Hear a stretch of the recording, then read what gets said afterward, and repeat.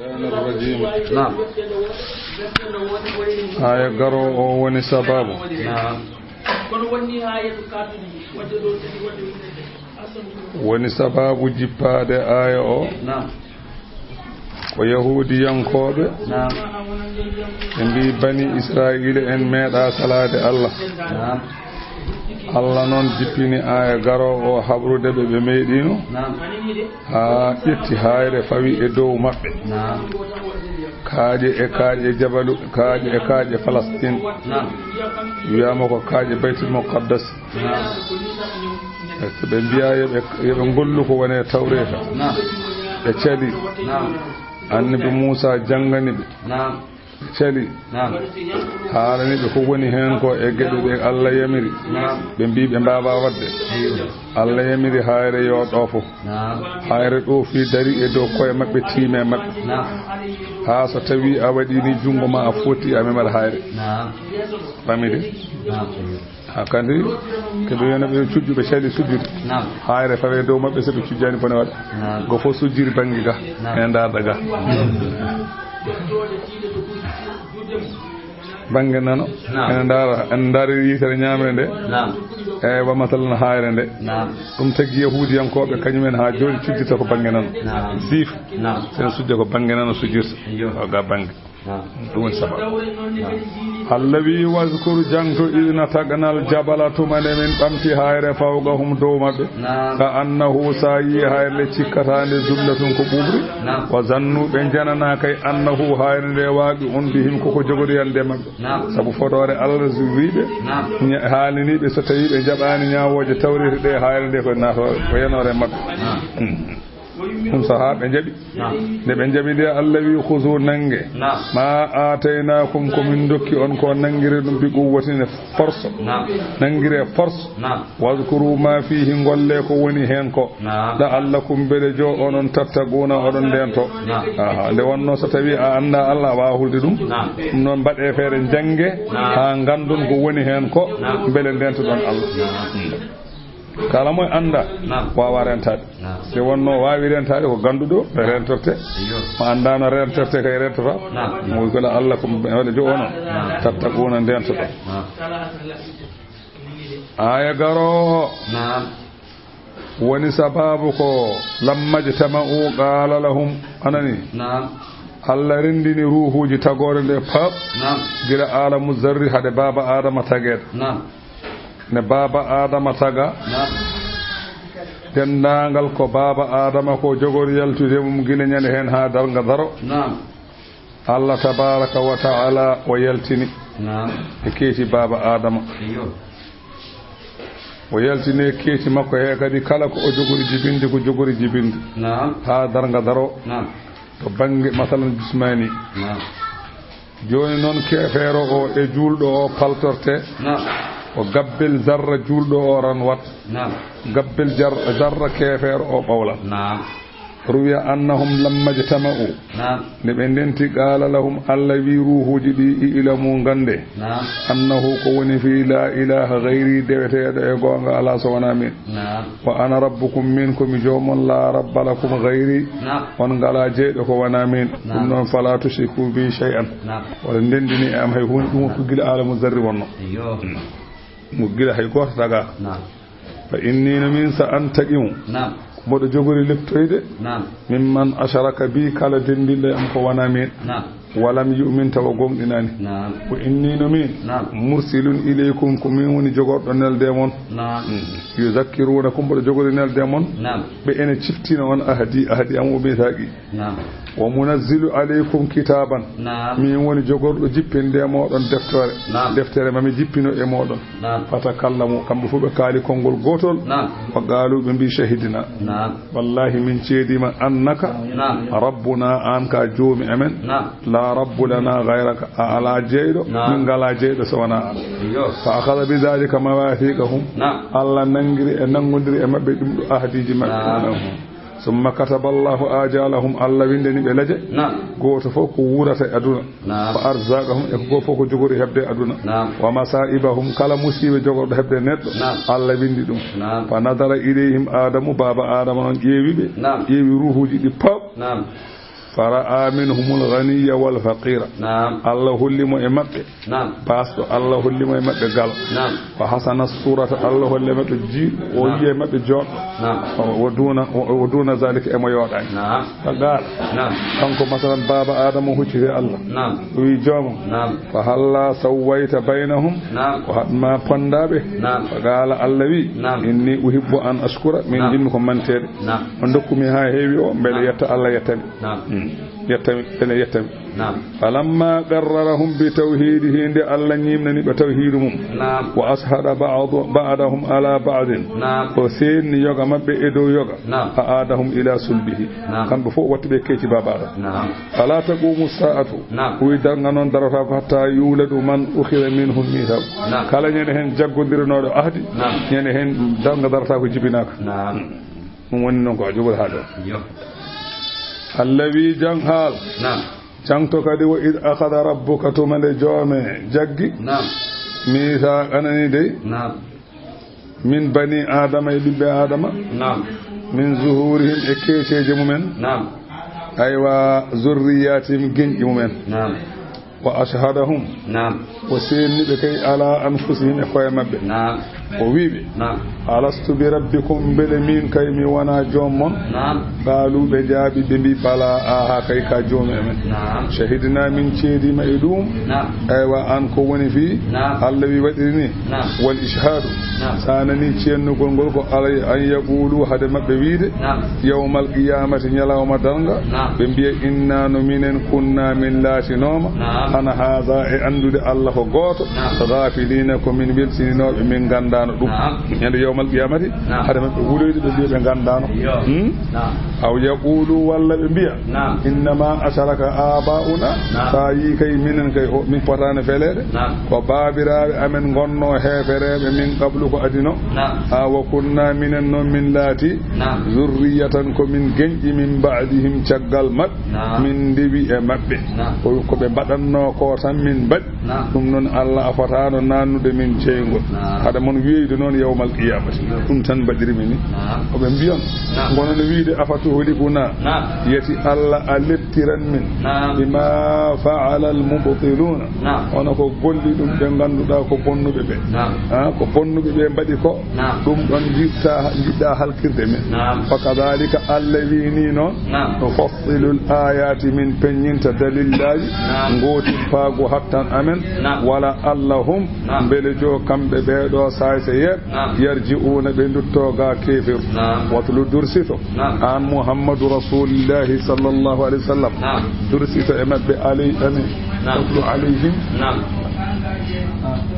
kan nabi sito e mabbe naba khabar allazi on gorko atainahu min dokkuno dum ayatina gandal amen gorko min dokkuno dum gandal amen fan salakha minha wa yalti e gandal e hono mbarodi yaltirte wutte mum ada yi hay ladde jiya wutte mbarodi tawayani mbarodi wi ko wutte ngorodi ada yenno dum dey o wi o do min dokkimo gandal wa yalti e gandal he hono ngorodi yaltirte e wutte mum ni famide non o wuppiri gandal ngal haala on don no wiete ko bal ama ibnu baura ni o wiete koy andube bani israila en o jeya wa hasilu qissatihi o gati e qissa makko ala ma zakarahu ibnu abbas ona gorko goto ni abdullah ibnu abbas wa ghayrihi e ko wana kan o wi anna musa alayhi salam o do gorko lamma gasada gitalal jabbarina de o fandi si haboyde dundal yankobe hefere wa nazala arda kana'aniyin o jippi e leydi kana'ani yankobe min ardi sham ata bal ama ilayhi gorko goto ne wiye bal ama gando are makko wa kana indahul ismul a'zam eno makko do inde alla mawnude o mo hutortono dum fagalu anani de bem anani ataw anani fagalu inna musa rajulun hadidun de musa ari do sham do aywa bal ama ari e makko bal ama non ko gando caggal dum yimbe makko kanko bal ama be mbi inna musa rajulun hadidun Musa ko gorko ti wa ma'ahu jundun kathirun omo jogi kadi masalan kono kengu ko innahu jaa yukhrijuna min biladina wa ardo e wura men pour e yaltina men e wurongo dum tan addimo do wayabtulana o wara en wa yukhalliya hali bani israila wa yawna sududu o tatta dum bani israila en jalten wur leydi ndi wa antana rajulun mujabu da'wati an ka gorko mo ganduda kala ko duwi Allah jabot fakhruj yaltu fad'u Allah an yaruddahum anna min nyaagi jalta bele nduwonoda min bele Allah ruttamo ga amen bele Allah ruttamo ga amen faqala o wi kanko masan bal'ama o wi yimbe makko be waylakum jalle bone mon bele on ganda mo biyoton yum hudo o nabiyullahi ko annabi al wa ma'ahul malaikatu malaikaji Allah ene gonde makko wal mu'minuna julbe ne gonde makko fa kayfa ad'u alayhim odo mo biidon yumi huddum holno kudirtumu wa ana a'lamu min allahi ma la ta'lamun te wal halu wonko gandumi to Allah onon on ganda wa inni in fa'altu dhalika dhahabat dunyaya wa ukhra wa akhirati so tawi mi wadi ko biidon ko adunam bona la kharam bona faraja'uhu be duttine makko sahafo be garta makko wa alha alayhi be komli e makko be ngoni don tan be cedi yaade be jibi do faqala o wiibe mi hudatabe hatta u amiru rabbi hami wada listikar to jobam mi jeewa ko Allah yamirtan wa kana la yad'u hatta yanzura ma yu'maru bihi fil manaj wa hawan duwad so wana o jeewa ko Allah yamirtamo e doygol hawa anda dum o wina mi wawa huddebe so wana mi wada listikar mi jeewa holko Allah jogori yamirde فأمر ربه وللي جم وأني هاجمك في الدعاء عليهم هدب فقيل له في المنام وودك بيم عند الطنغله لا تدعو عليهم وتهد بدي سأهولي بدي أن يعمل ليت فقال لقومه ليبدمكم غرتمكم بينوي وبي إني قد آمرت ربي وإني نهيت أن أدعو عليهم من كم ودينكم للسقار فنن الله يمليكم هرم هدب فأهدوا إليه هدية فقبلها ودك بندندني اجاوكال ادنا بدوكيمو الله نيايو او جابي دum gando dañi jarabi be gitti kali saltan be tottimo o jabi kono non be ngoni koy beynatemo andi sadidi funtu neddo wara ko badanda dum gila addani haaj gilo addani haaj wodi ko wadanimo kay ndebe sebe gaddi haaju tan hankande saare naki tan bone wada ko jabat dum tagi sharia wiide gaadi ye hokkataake hay hunde dagota ko rokke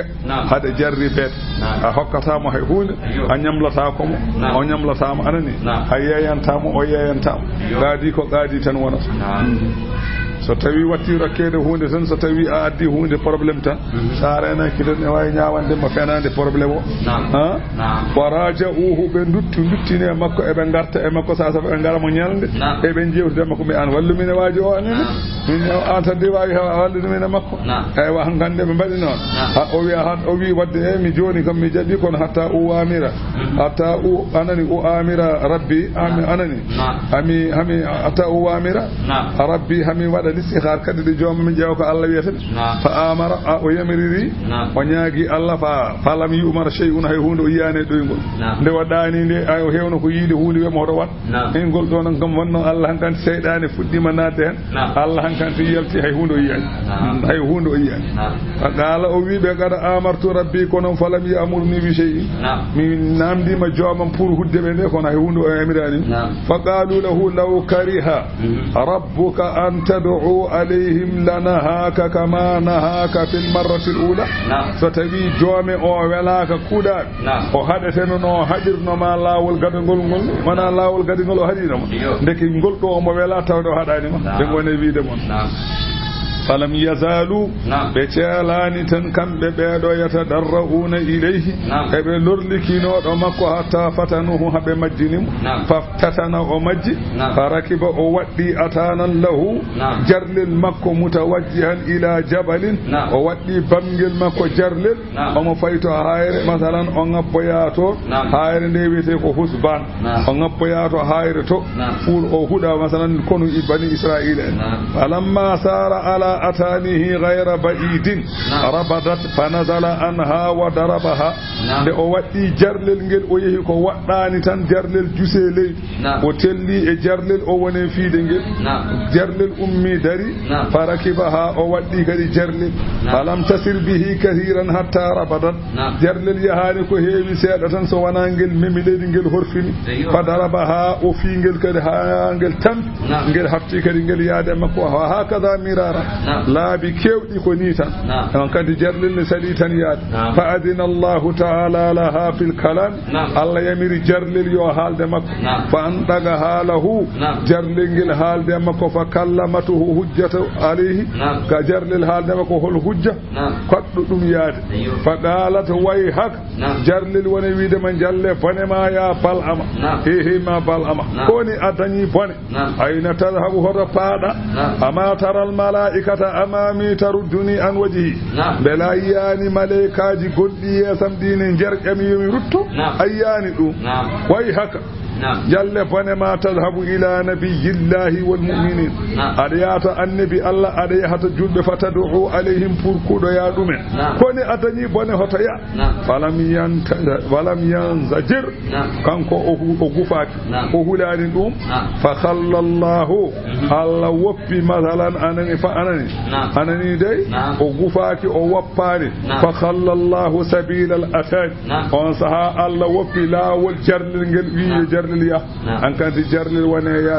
fan dalagat hatta asrafa ala jabalin o yaade jarlil hawa ngabbe do hayre yete do husbar fa ngabbe do mayre fa ja'ala yad'u alaihim o wane huddebe falam yad'u ala basharin illa sarrafa Allah bihi lisanahu ila qaumihi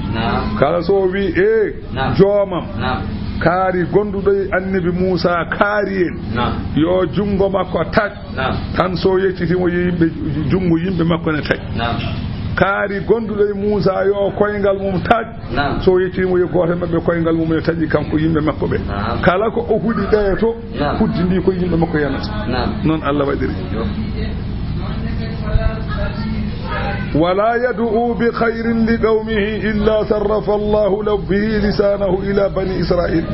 كلا كو هودي كو دواني يمبا مكو تبانغ مجر الله إتدمغال مكو واتو يكون موسى إيه جوامام ياركو كوري جمدي مجر أو يبنجي بشوينو يمبا أني موسى ندني دين مجر كلا كو دواني يمبا مكو تو يهات أنك دعان ديا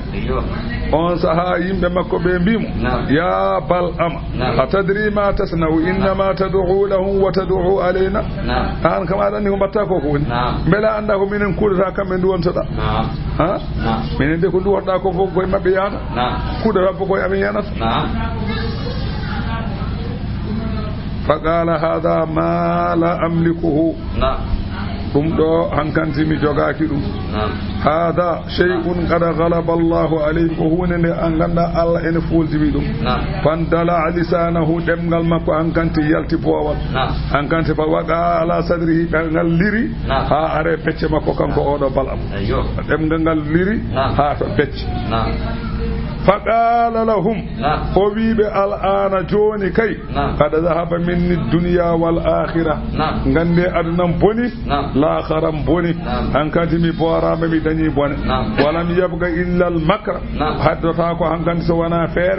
والخديئة جنفة جوني مي فيو جنتو أنكونا كي كبانا نو بني أنكانت أدنم بني لا خرم بني أنون بني سببوي فسأمكر لكم وأحتال فجوني ممي فيو جنون mami fewju ewa feere holno mbaɗoton joni pammi ihimilun nisaa andi rewɓe maɓɓe ko rewɓe yod kamɓe kanaani yankoɓe ko rewɓe yod ɓe jogii o wi joni ƴeewe ɓiɓɓe moɗon rewɓe ɓe ñanteɓe haɓe jooɗa totteɓe marchandise ko wayno caaf en ko wayno masalan poulet en ko wayno mayne saji ko wayno mbure e confiture ko wayno mbure e 110 totteɓe ɓe jeeyoya toon aywa humma arsaluhun hunna ila askari bani israila nelebe yebe naw marchandise oto kono bani israila en ay waya bi'ina ha fihi be jeeya dum to o muruhunna jamirebe alla tamna imra'atan nafsaha min rajulin jamirebe hay debbo goto hoto hoore mudum e goto e mabbe kala e mabbe dabbirdo dum bonande yo jab jamire sukabe mon be yebe jaato kono bani israila kono musa to yebe jeeyo tan marchandise aji jamirebe kala mabbe jaado to so tawi goto yimbe annabi musa ndardi dum bonande hoto salo se be jini tan hankante on dañat on poalat woni min rajulin rawadaha woni dabbi dumembete keri dum fa innahu ko woni fi in zana rajulun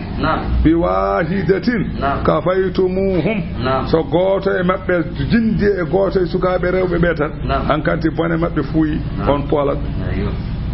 fa fa'alu kambe wuro ngobe mbadi dum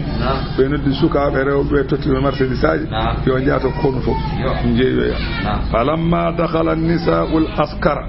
de rewbe be naati kono ngu marrat imra'atun min al-kana'aniyyin goto e rewbe kana'aniyan ko be wirti ala rajulin min uzama'i bani isra'ila e goto e warbe bani isra'ila en mawbe be wa kana rajulun anani wa kana ra'su sibdin on ko mawdo masalan anani fedde ko mawdo hinde e der mabbe aywa shamun wiyete shamun bun yaquba faqama ila al mar'ati tan on don ummi shamun bun yaquba tan ko jaljallo de soyni goto e rewbe be tan hafti wadi ged tan fay goto e rewbe he akhala bi yadi ha nangi juude mu aywa hina a'jabahu jamalaha de jondam o don debbo hankandi haayimo ha burtino o debbo wayot hankandi o nangi jungo muhammad aqbala biha hatta baga fa ala musa hankandi o nangi juude debbo o yaade mu be dari yeso annabi Musa wa qala ubi annabi Musa inni azunnuka anna anta qula hadhihi haramun alayka bodo sikki an jogoda huide o debbo de harme maade mato Musa wi aha kay hewa ajal aha kay o ma harme ma kay hiya haramun alayka la taqrubuha woppum o ma harme ma woppum hodo ballom qala kanko odo masalan anani shamun o wi wallahi la nudi'uka min doftata ko min jogoda doftade ma min kay o sumin ceeti yalat umma dakhala biha onadi e debbo o anani okube ma dakhala biha onadi e debbo o hubbatahu nder tillisa makko fa waqa'a alayha o yani debbo o o wonde mudum fa arsala Allahu alayhim da'una on don saha alla nele mabbe kolora kambe kono annabi Musa o alla nele mabbe kolora fa halaka minhum aywa kolora o halke mabbe 70,000 anani capande jeedidi ujunere neddo e der er goto may imbe annabi Musa ay o do say ko wadi wana o ko den fere heddi الذين واتلو عليهم درسيتو امبنا با خبر الذي اون غوركو اتيناه من دكونو دum ayatina ayaja amen woni gandal amen fansalaha minha o yalti e gandal he sabu keferu makko hono non boddi yaltirte e ngurmum ni on ko bal'ama ibnu ba'ura min ulama bani israila koy andube bani israila jeeno wiyama kanko o do bal'ama wiyama so tawi o joodinomo o mandara al arsi so joodima e galle makko so hoynima dow asaman o mo soyno al arsi wa kana fi majlisihi 12,000 mihbaratin lil muta'allimin alladhina yaktubuna anhu do joodotodo fodde sappo e didi ujunere daha ene taromo kala ko haali en binda akema ko wonde gam ewetan allawi fa atba'ahu ash-shaytanu wa ardi saydane rewe makko terimo saydane heptimo fasara qarinahu saydane wondi kindotido makko fakana olati min al-ghawina koy bew allawi walaw shi'ina so min belanoma la rafa'nahu min amtannomo min nawmo e darajuji andube bi hasabo gandal makko o gollirangal walakin ko woni akhlada o hodi enen beta o onima ila al-ardi fewde leydi o onima e leydi hankadi ko aduna tan e jawkal aduna ko ɗum woni haaju makko wattaba o rewi hawahu belaɗe fittano makko fa masaluhu sifa oɗo gorko ka masalil kel way kono sifa rawandu intahamil alayhi sa wi ɗum yalhas wona e le'ede aw tatruk aw in tatrukhu walla so tawi a woppimo yalhas o wona e le'ede andi rawandu ko ɗum woni sifa mum sa tawi a wi ɗum ƴa lehat sa woppi lehat oɗone ko sifa rawandu jogi oɗo ganɗo ɗum woni aw in tatrukhu walla so tawi a woppi rawandu yalhas wona e le'ede wa laysa ghayruhu min al hayawani kadhalik hay mumantewel gotel wayani ni so wona rawandu zalika oɗo sifa masalul qawmi woni sifa yimɓe allazina no ɓen kazzabu fennunoɓe bi ayatina e ayaji amen faqsusil qasasa qisso oɗo qissa e yahudiyankoɓe la'allahum bele jo kamɓe yatafakkaruna ɓe miijo ɓe ganda ko taaniraɓe maɓɓe banno ɓe ganda ko ɓen banno ko pewani goppa ɗum kamɓene ɓe gonɗina Allah sa a boni masalan sifa alqawmu yimɓe allazina no ɓen kazzabu fennunoɓe bi ayatina e ayaji amen wa anfusahum koye mumen yazlimuna toñata ey wa kanu laati yazlimuna anfusahum ɓe toñata ko koye maɓɓe woni toñje hoore mum ko wadde ko Allah yamira man yahdillahu kala mo Allah fewni fa huwa almuhtadi ko on tan woni pew wa man yudlil kala mo Allah majjini fa ulaika ɓen kay humul khasiruna ɓe mbiyete pertuɓe wala gar ko gonga wallahi zara'ana min tagani bi jahannama jeygol jahannama kathiran ko heewi minal jinni e jinneji wal insi e yimɓe min tagani jahannama ko heewi e yimɓe ko heewi e jinneji holko woni sababu lahum qulubun eɓe jogino ɓerɗe kono la yafqahuna biha ɓe paamirta ɓerɗe ɗe gonga eɓe jogino ɓerɗe kamɓe de no mbaɗani noon ɓe mbano kono ɓerɗe maɓɓe paamata gonga walahum ene wodani ɓe kadi ayunun gite eɓe jogino kadi gite la yubsiruna biha kono ɗen gite ɓe jirata ɗum dalillaji gotin pago hattan Allah walahum ene wodannoɓe kay kamɓe ɓeɗo azanun noppi no jogoriɗa noppi ni kono noon la yasmauna biha ɓe nanirta noppi ɗi wajuji Allah wi ulaika ɓe kal an amin mbay kono nemoraji ayna nemora wayni noon ɓe mbay bal hum ɗaccuni kamɓe ɓe kay adallu kamɓe ɓuri majjude masalan e nemora sabu masalan nemora kam so wiyama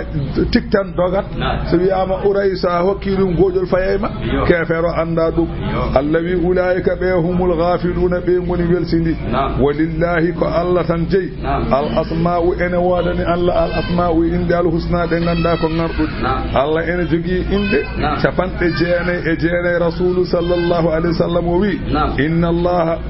inna lillahi tis'atan wa tis'ina walla tis'atun wa tis'una isman walla tis'atan wa tis'ina isman Allah ene jogii capanɗe jeenayi inde gayra mi'atun gayru wahidin temedere e mankude gotel innahu witrun alani yuhibbul witra nde wonno Allah ko telɗuɗo o yiɗi tan koko tel wa ma min abdin yad'u biha illa wajabat lahu aljanna kala maccuɗo duworiɗo ɗeɗo inde Allah waɗɗinantumo aljanna wonata aljanna ومنها إن لله تسعة وتسعون اسما الله إن جوجي تبان إجاني إن من أحصاها دخل الجنة كلا مريني دكينات الجنة من ذلك إن وننا وننا سباب أفهم فرب ne Allah ande wi ko Allah ko goto tan ay rasulu sallallahu hewno wiide non arrahmanu arrahim be mbi kanko de ya nela hewno wiide ya rahmanu ya rahim e mbi kanko ma hada en rewde Allah be hewbo mo rewa kanko Allah be hewbo ya rahmanu ya rahim Allah wi udullah udur rahmana so jidi noddiron Allah so jidi mbi rahman Allah foni bi wana walahul asmaul husna wana o jogi capande jeenayi dum non fad'uhu noddiremo biha e den inde wa zaru ngoppe alladhina ben yulhiduna be ene onya fi asma'ihi inde Allah bi ceki inde mabbe holdum Allah be bi kambe ne jogi Allah ne wi Allah ta odon jogi Allah min ne min jogi Allah ta e ba be mbi kadi kambe heferebe e mbi enen jogi Aziz kambe de jogi Allah ne wi Uzza e mbi eden jogi Allah ne wi Mannano kambe de jogi Allah ne wi Manat dum non fadu o be bi mu wadde ngoppebe tan Allah wi sayyidi sawna mabbe joboye ma kanu kabe latino ya'maluna e be gol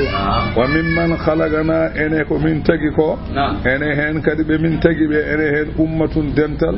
yadu yahduna bil haqqi be ene pewa e gonga wo bihi ko e gonga ya'diluna nun data e wa rasul sallallahu alaihi wasallam wi fedde wotere nana elenyol makko darga darota ko so wana o wi aduna o wi dore aduna o gaste be ngoda tan ben koy gonga tan ngodi koy gonga tan ngoni koy yamirore Allah tan ngoni o wi warti waaji goto wi Muawiyatu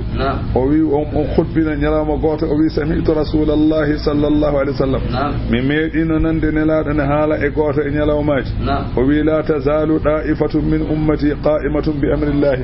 serata dental e lenyolam ngol ben ko daribe e yamirore Allah la yadurruhum man khadalahum aywa kala koyfin dabe walla kala koynude be wawa lornude wala man khalafahum lundi be wawa lornude be hatta yati amrullah ha yamirore Allah ara hono darga hum ala zalika taw ko dum be ngoni wa hadhihi da'ifatu le do fedde non la tahtassu bi zamanin duna zamanin hay zamanu goto de hertoraki wonde ko do tan walla ko de tan be gonno o sahabe natti wala makani walla ko ngodo wuro tan be ngoni be gonane ngodo wuro Allah wi ala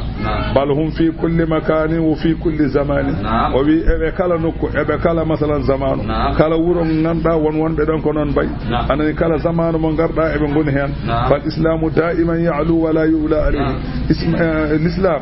da'iman kanyum koko wodi tan koko tobi tan ko tobi ala dowmu wa in kasura al fusaq wa haysu masalan fasiqe kewi wa ahlu sharri haysu bonbe be Allah bonni kewi fala ibrata fihim taskuri ala imumen wala sawlata lahum bengala jawlande bengalata dole wa fi hada bisharatun li hadhihi al ummati al muhammadiyyah dum do odo ay koy beltingol lenyol nelado Allah sallallahu alaihi wasallam bi anna al islam fi ulubin wa sharafin anani de l'islam koy to waltade bamtare wa ahluhu kadhalika ibn islam ne kadon hono bayata ila qurbi yawm al qiyamati ha mallo yo taragol danga hatta tahtamutu ha ma ya ahlu hamlatul qur'an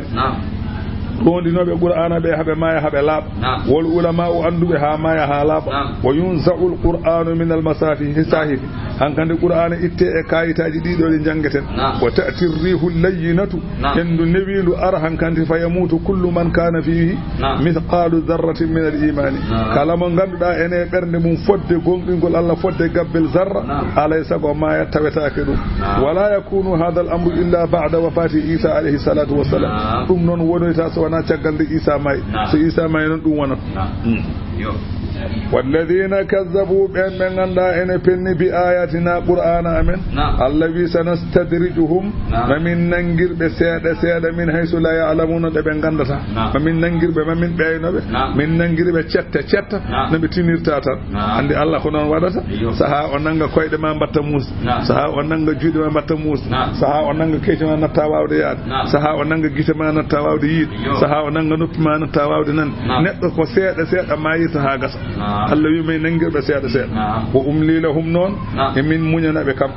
emin munyana be tan Allah wi non inna kaydi feram so tawi mi nangi matinun en tiide ala ko neddo wawi hen Allah wi awalam yatafakkaru bele be mijata ko be ganda ma bi sahibihim wanani e gondido mabbe o nelaado Allah min jinnatin kaadi yebe jew be ganda nelaado Allah wana kangado yebe jew dum ngebe jew dum in huwa wanani muhammadu kay illa nazirun so wana ko jertina mo binin penyinde jertingol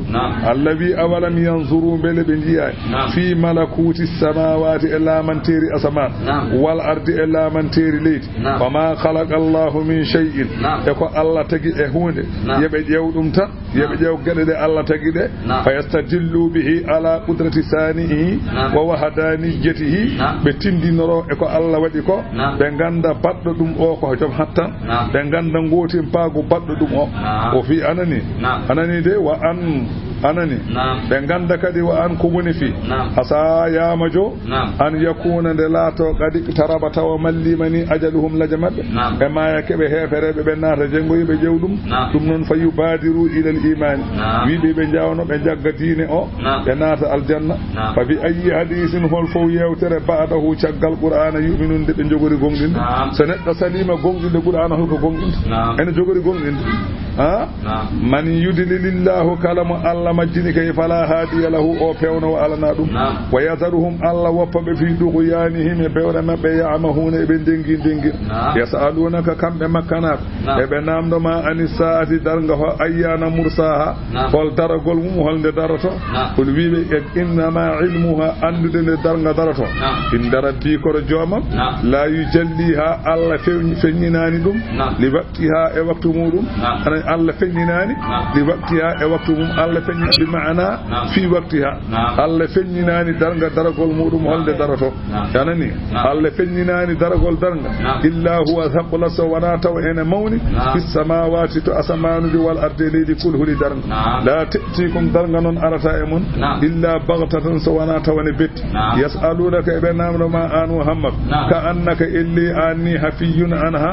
illi masalan ada filti hen gandal saka ganda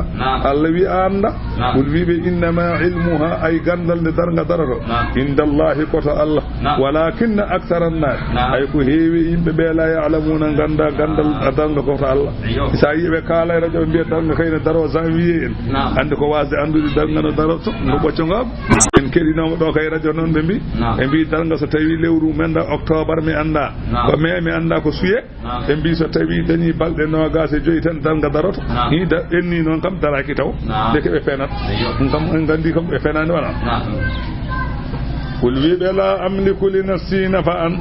min mi joganaki hooram nafoore saka mi fooɗa wala darran mi joganaki hooram lor saka mi yerƴa illa ma sha allahu so wona ko allah haaji so allah haaji addude am nafoore bawde ittude ala so allah addi am lorne kay ala bawɗo hadde walaw kuntu a'lamul ghaiba so tawi mi laatinamo mbaɗa andi ko wirni nden kay lastaksartu mami hebbinanno min al khayri e moƴƴere kono mi anda ko wirni wa ma masani as-suu nande wantano heɓam basal en rafiji en mi wantano sabu mi rentoton wana kono noon mi anda in ana wanani min illa nazirun so wana komi jertinowo e kala cariɗo Allah e nadde jeygol wa bashirun komi beltinowo kala gonɗinɗo Allah e nadde aljanna ɗum noon kodi qawmin wonande yimɓe yu'minuna ɓe ene gonɗina wa asa anda Allah alladi ko on khalaqakum tagnoɗo on min nafsin fittandu wahidatin wotur wa ja'ala o tagi minha e fittandu he zawjaha cuddiɗo mum yumma hawwa o waɗini ko yaskuna ilayha bele fittandu wordu wowa masalan fittandu rewru ndu falamma taghashaha le fittandu wordu ndu wondi e rewru ndu hamalata rewru ndu rondi hamlan dongal khafifan ngal ganduɗa ko koyngal hol ɗum toɓɓere nde gorko o wondi e debbo o toɓɓere naati e debbo o toɓɓere ne hoy famarrata bihi debbo o ene yaada e toɓɓere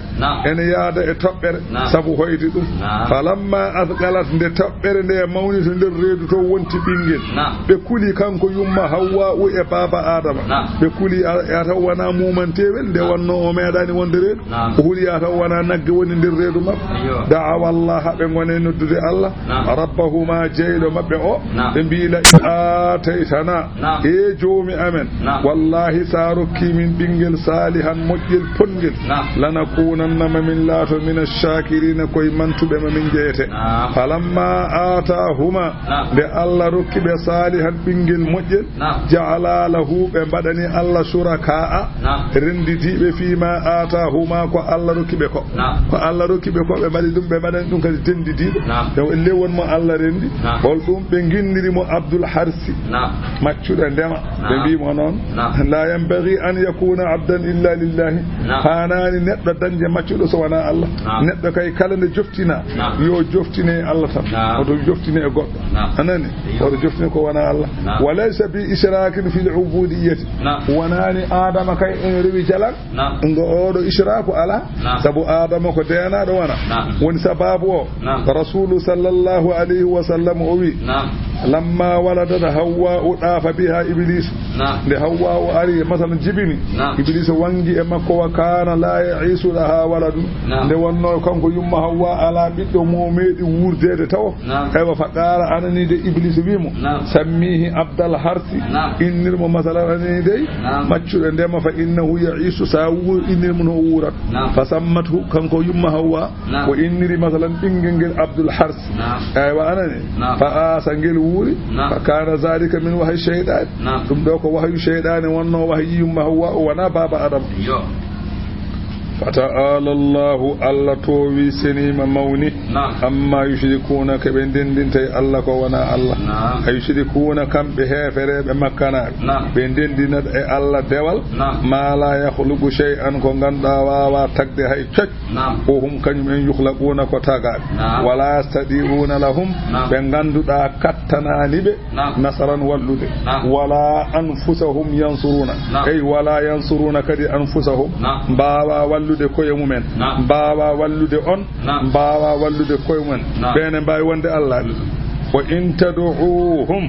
son noddi jalangeji di ilal huda fewde e peewal la yattabi'ukum be gona rewobe e modon ha cey sawa'un alaykum foti e mon onon beedo makkanabe ad'awtumuhum on noddibe masalan kambe jalangeji di am antum samituna walla on deddi on noddani be ndewata e mom innal ladina tad'una be ndewaton min dunillahi ko wana Allah ko onon heferebe be ndewoton be gona Allah be ibadun be do ko jeyabe am zalukum no mbadon ni non be bay ko be yeruji modon fad'uhum noddebe fal yastajibu lakum yebe noto on so on ko be mbawi in kuntum sadiqina bayde odon gondi wonde ke be Allah bi anani thumma bayyana ajzuhum wa fadala abidihim Allah non ne fenyina wonde jalan hay coddum wona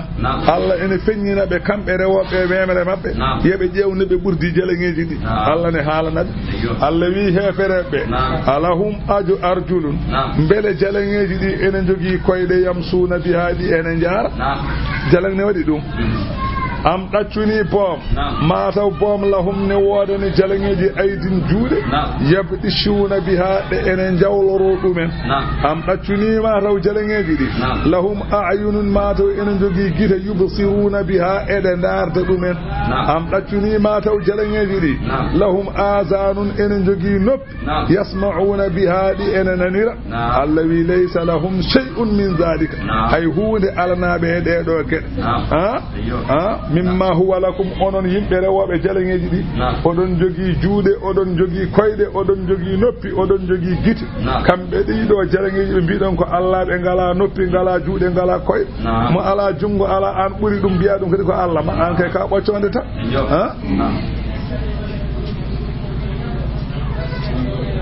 afami do فكيف تعبدونهم وأنتم أتموا حالا منه قلنا ندبتن جلنجي أنهم قل تمود الحالي أمك قل وي آن محمد أدعوا شركاءكم nodde jalangeji mon di yo ngar barami so on ko di bawi kedi ngar di barami summa kiduni pewjene kam fala tunziruni hodo munyene kam de yedi ngar on ngare bare kam oto munyene kam cekel belel fa inni la ubali bikum mi lobbina ko on ngare bare kam mi fofto inna waliya gande keddo fiya kuji am Allahu ko Allah allazi on nazzala alkitaba man ganda kanyum woni jippinde Qur'an o huwa on Allah non yatawalla salihin kanko woni denowo mujjinde walladina tad'una ben dewaton min dunihi ko wana Allah be ben la yastadi'una nasrakum bawa wallude on wala yansuruna anfusahum bawa wallude koye mumen fa kayfa ubali bihim be holno lobbinirtebe e mumen wa in tad'uhum so tawi on noddi dido jalangeji ilal huda fewde pewal la yasma'u be nanatani Allah wi an Muhammad ya watarahum biyabe yanzuruna ilayka e dar ma e puttinma git kambe jalangeji di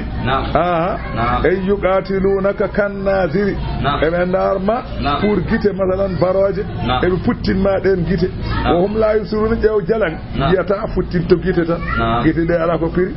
Allah wi khudhil afwa nangu ko wiyete newuya ko وأمر بالعرف يمرك مؤي وأعرض عن المشركين دورنا هافراب خذ العفو وأمر بالعرف وأعرض عن الجاهلين دورنا مجد هافراب وهرو جوغي مبها وورد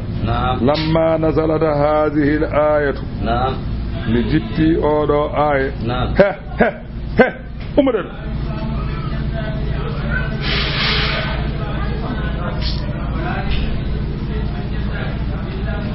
سأل النبي صلى الله عليه وسلم جبريل لآية أو جبي نرى الله نام دي جبريل أن معناها خذ العفو وامر بالعرف وأعرض عن وعن الجاهلين وبيهلك أودو آية فرصة فقال جبريل ويمو حتى أسأل ربي همينام دو يوجوم فذهب جبريل رتي ثم رجع دون أرتي فقال أبي يا محمد ربك يأمرك جوم يمريم أن تصل من قدعك قال تجيد ما يا جوكو إمم آن قال تجيد ما جوك مجوغاك ما هاجو آن يا جوكو إمم هاجو وتأدي من هرمك قال جوكي لنفتي ركو دم قدل ما إنهين sali rokkude ma an sa dañi gedal mum tottu or teftuɗum an oɗo o dañi gedal ma ene gedal ngal o jogi ngal omo foti tottudema hen gedal ma ha timma o sali tottudema o jogi Allah rokkoy ma gedal an oto teftomo tottoymo so mbabba fettima a fettitima ka mbab wana mbiɗa ko jasɗo ko waɗi ko moƴƴani ni anni hoto jas ɗum firtata وتعفو عمن ظلمك تون جما ان واوي دوم فيمي ما امبيمي ما واوي دوم اون دون جافدا دوم واما تون جما كاني واوما ايا fota ko de arentata na ma fiye dum ko rentade dum gay dum wana ya faade ko rentade hade ma fiyede ta o haala do ko bawdo an waawi mu to piimi ma so wamre ma an waawi to mbimi ma kalisa ma son jehi zandar mo heddo to ko on don bieda ya ya wa amma mun ganda sai zanna mu heddor son pi son kabi a fiyete on kay daldata dum ko Allah on kay yafata o kanyum waawma so on teldi ko wamre tut jana e leydi son jehi zandar mo ton keddarda artata o so toñima daldata dum Allah o yafata ko dum jafarda ko mo bawda sa fi dum an waawi sa nawi dum zanna mo heddo ton on toñ ma jafada dum a fami de o toñima ko dole قال جعفر الصادق ليس في القرآن آية أجمع لمكارم الأخلاق من هذه الآية جعفر الصادق وي آية على القرآن دندن مكارم الأخلاق بولي أولو آية أنا أعلم دواني نان خذ العفو nangu ko wiyete yaafuya hoto wittu hoto yofto wa amur bil urfi yamir ko moƴƴi wa a'rid durna anil jahilina gaabe ganda majjube be kala ko banma hoto yoftu sabu ko be daydo so toñima kadi ane daya abi neddo ko daydo ni o toñma kadi ane daya kay daccuma tan wa imma yanzaghannaka min ash-shaytani nazghun so tawi firlitima so tawi firlitima mina shaytani ummarade e shaytani nazghun firlitgol ko Allah wi ma ya war ko shaytani tamima omo jogino o sali rokkude ma an daña mbiya pourquoi min de o dañi nde o sittorani non hokkani walla nde o toñma an wayimo eywa masalan de toñƴamo nde o wanma walla wat toñma walla o wanma hunde nde toñƴamo nde o sali yafadema an o toñma mbiya min ma ando waɗi ko boni noon min ñande nde mbanmo ɗo hunde o nawi ɗo ko gendarmerie min mami hollumo o ala doole mami hollumo noon min wayimo e oto wan noon an ɓamin omo joggino mo foti rokkudema o sali an sa dañi rokkumo o ala e ma haaju o yettata komo o salmintamo innatamo o saytottama an sa fini ya toon ala ko bonnantuma so seyɗani no wima an ko jaranma e ko ɓuurma o ɓuurma ɓuuranima yubma ɓuuranima ba pourquoi o aranima jonnema ko bonnantuma so seyɗani wima noon ganda ko seyɗani wona wiidema noon so wima noon fasta'id billahi mawla Allah mbiya inna lillahi wa inna ilayhi mbiya a'udhu billahi min shaytani innahu Allah o sami'un konanowo kombudi alimun ganduɗo golle innal ladina taqaw ɓen ɓe ganduɗa ene kuli ida hulɓe Allah ɓe ida massahum so tawi heeɓi ɗumen ɗayfun memgol mina cheyɗani ummarade seyɗani tan tazakkaru ciftorot ene jogui hulɓe Allah so tawi cheyɗani ƴorɓima ɗumen tan tinat ko miijo mbarjitari Allah miijo lette Allah fa ida hum ndike yo jiya kamɓe mubsiruna eɓe ndaara ko wona ɗum ko ɓe momtira ɗuma so tawi seyɗani wina ƴorɓoɓe tan ɓe momtira ko seyɗani o ne wina ƴorɓoɓe ko moƴƴere maɓɓe wa ikhwanuhum musidaɓe seyɗeneji ɓe noon kam yamuddunahum seyɗeneji ɗi ɓeydat ɗumen tan musidɗo seyɗane kay seyɗane jeggina ɗum tan a kefeero walla kuuɗa seyɗane ƴorɓoto ɗum tan waɗa ko booni holno fotantuma pourquoi nde o dañi nde o miijinoma nde o meydinade ɗo salminma in ko batta toon ɓeta ka kangat tan oyi ɓen kay yamuddunahum wa ikhwanuhum musidaɓe seyɗeneji ɗi kay seyɗeneji ɗi yamuddunahum ɓeydat ɗumen tan fil ghayyi to bange majjere e pewre summa la yubsiruna seyɗeneji ɗi eywa masalan daɓɓiɗintako walla masalan kamɓe julɓe ɓe summa la yubsiruna kamɓe ɓe daɓɓiɗintako ɓe curotako eywa ko seyɗane holliɓe ko ɓe curotako e wadde ɗum hono no masalan julɓe coynori goppiri ni wa ida lam ta'tihim a nelaɗo Allah sa addanani hefereɓe bi ayatine hawnini ne ɓe jiɗirni qalu ɓe gona wiide law lajtabaytaha wa hadi laboɗa ɗum ummarade hoore ma tan peridoɗa gadda kul wiɓe min ala ko perintomi innama attabi'u ma yuha ilayya min ndewanmi koko wahya fewde ammin rabbi ummarade e joomam mi perinta ko hay hunde Allah wi haza o qur'ana basairu ko communiqué min rabbikum ummarade e joomam oɗo qur'ana ko communiqué ummori koto Allah ko hujjaji o hudan ko peewal wa rahmatun ko yurmene kono ko li qawmi yu'minuna yimɓe ɓe ganduɗa ɓe enen gonɗina Allah ko ɓen naftorto qur'ana wala mo gonɗinan Allah kay ala ko naftorto qur'ana naftorto ɗum ko gonɗinɗo wa idha quri'a al-qur'anu so tawi qur'ana ene jange fastami'u lahu keɗoɗe wonande qur'ana wa ansitu deƴƴe heɗade e deƴƴude wona goto neɗɗo ne heɗo tawa deƴƴani neɗɗo ne deƴƴa tawa heɗaki a faami mbimi neɗɗo ne heɗo tawa deƴƴani neɗɗo ne deƴƴa kadi tawa heɗaki Allah wi ko keɗoɗe deƴƴe a heɗoto mo gartira haqqille ma pop keɗoɗa te kadi deƴƴa mbasa ñumbade mbasa ɓajji walla deƴƴa a haalani hay hunde kono a heɗaki haqqille ma wonto oori koto wat ɗum qur'ana sene jangge fof artirɗon keɗoɗa la'allakum bele jo onon turhamuna oɗon jurme o wi oɗo aya jippi ko khutba so ene khutbine ene waɗɗi kala neɗɗo deƴƴude almami Malik e Shafi'i to mazhaba mum gadiɗo ko noon wonno to mazhaba Shafi'i kesa noon hettade khutba ko sunna haalde nde ene aña almami Malik noon hettade khutba ko obligatoire Shafi'i e ko adino hettade khutba ko obligatoire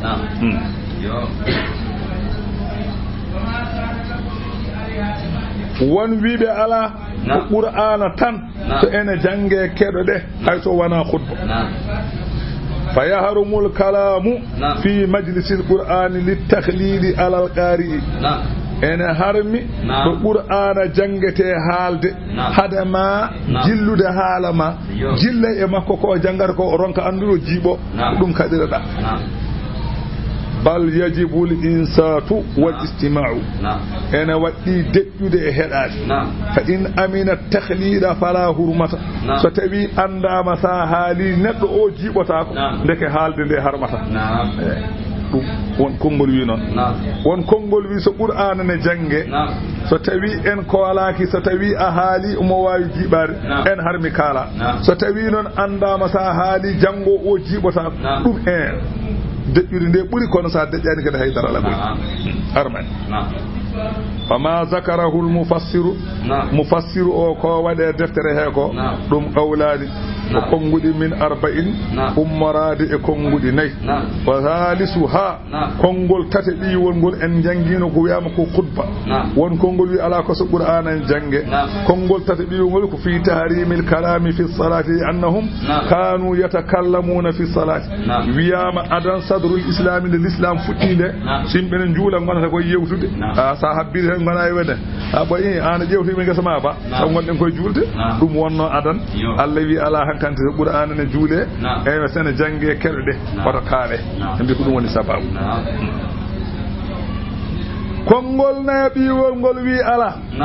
annaha unzilat fi tarki al-jahri bil qira'ati khalf al-imam wiyama almami sene julnan non den ko wayno futuro en geje nan jangal ko daani do enen wadde ciagal be fo bamden bismillahir rahmanir rahim almami janga eden jang insa almami saggi wal caggiro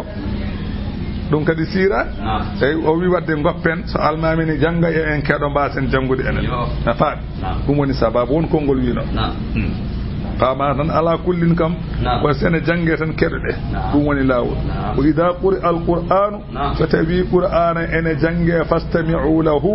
kedde wonande qur'ana wa ansitu dejje koto kalela allakum bil jo onon turhamuna odon jurume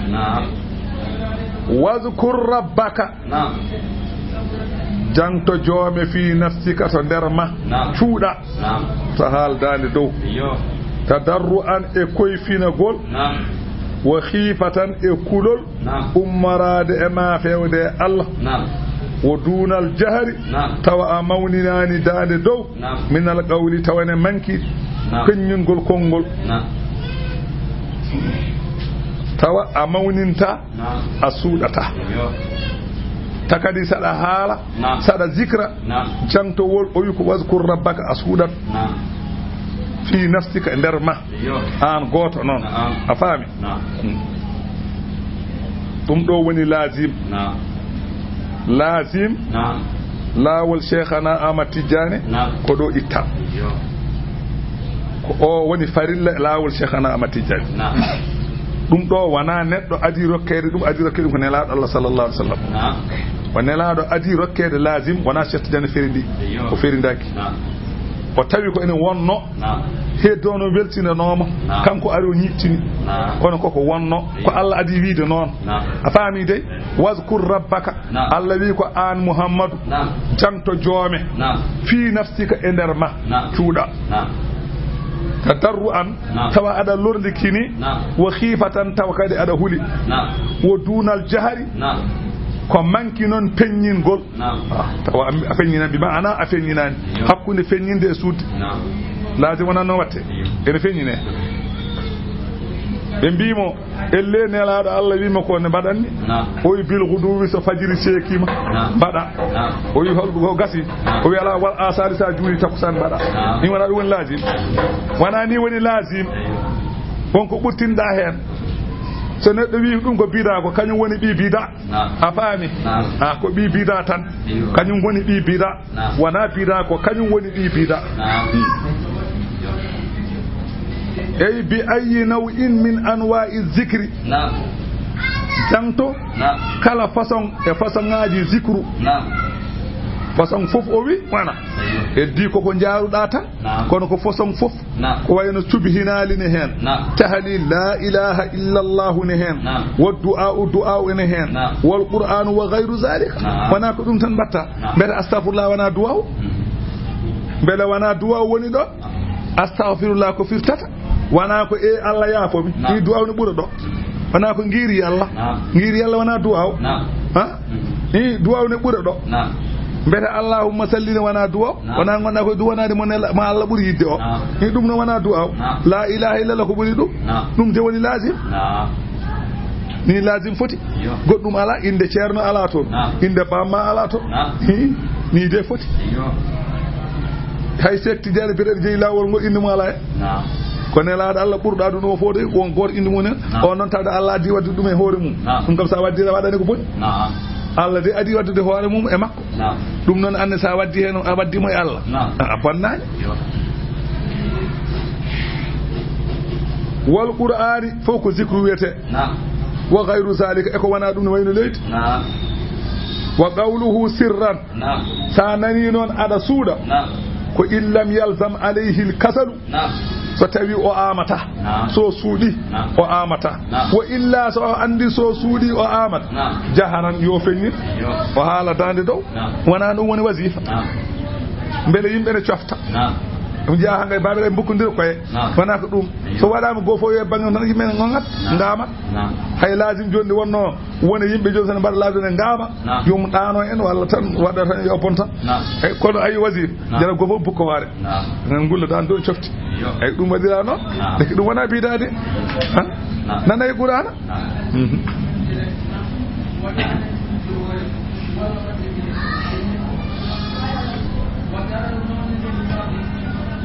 owi bil ghudubi ko subakaji wana subaka goto subakaji ha heewi wa hiya non min dulu il fajr ila dulu ishams o wi sanani subaka kone fajiri seki ha nange fut ni mana do imbada lazim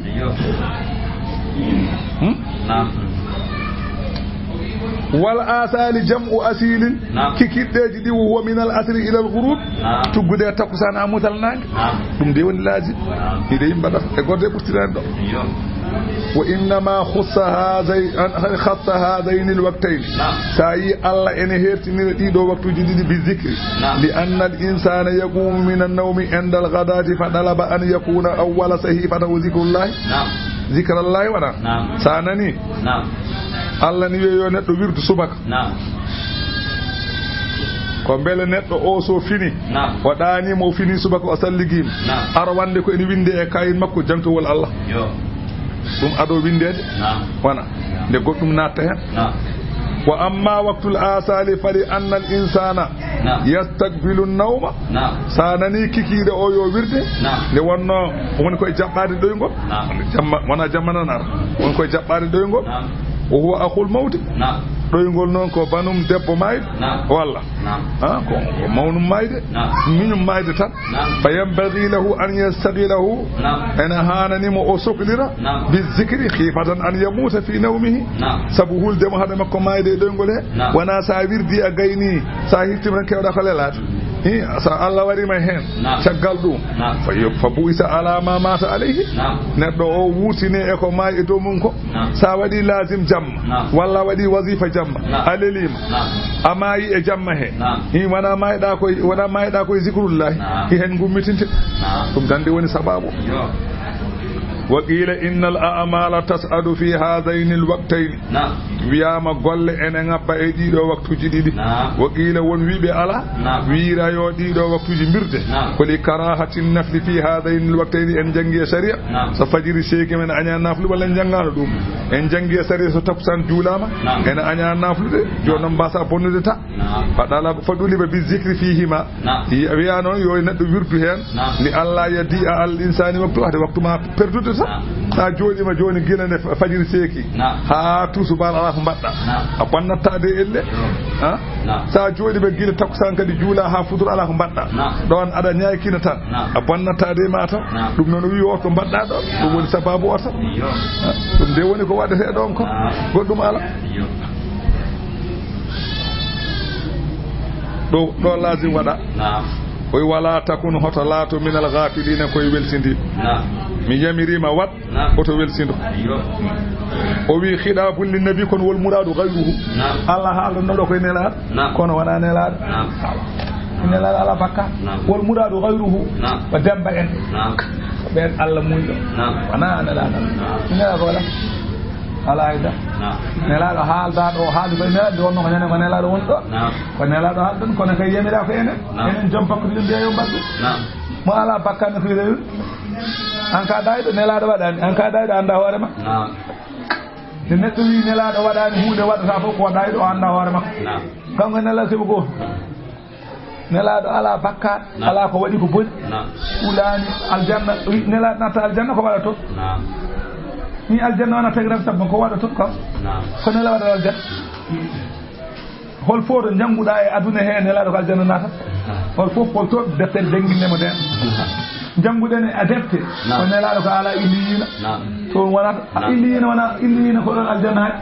ala o kay maɗo ɓuri ɗon waɗo ala ko fittata wona ko dow ni defe wadde wona aljanna kay étage suji aljanna fof kala ko illiyina dow étage suji ɗi koye wona illiyina wiyete ɗum ko ala yiyete defe wona aljanna asama jeeri ɓe wona ɗo asmanu caji ɗi kono wona ɗon kay maɗo haaɗi kay ɗi asmanu wiyete aɗaɗi wadde gasi wadde nelaɗo wona aljanna naata ne waɗa aljanna naata aljanna nakko loowa en ko ɗe waɗa aljanna tagira sabu nelaɗa o tagira sabu ma kala gañɗomo mi nani ɗum jeygol jiɗɗo ko mi nani ɗum gelɗo cuurel iko ne waɗa to jiɗɗomo an kala jiɗɗomo eɗo pantare mi lokka ɗum i an on ko waɗa ɗen fantere kañum haade ko maw yiɗede ma jiiɗamo ne naata fantere ɗe i andi on kay kam fara nadde ɗen fantere en kay kam kanko natta a naata ɗon kaɗa waɗa mo ni hakke ko jinnoɗamo ko daña ɗum kono aljanna kay nelaɗo ala waɗat toon gagaɗo wa miijom ɗum ga kaɗa wona ko ɗum Seydou Tidiane wi en ñambu beele eɗen mbasa nadde aljanna Seydou Tidiane wi ko ye en ñambu no nelaɗo waɗanno ha gontenmo sen gontimo naten to natat to non Seydou Tidiane wi nelaɗo wi ko ren Seydou Tidiane wi ko ren naat aljanna heten ƴeew aljanna heten kangue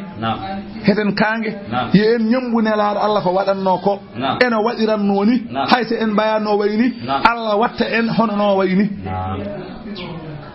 famide beele ɗo natat ɗo naddene makko jewtidene makko weeli ya Allah o natata enen keɓoyen to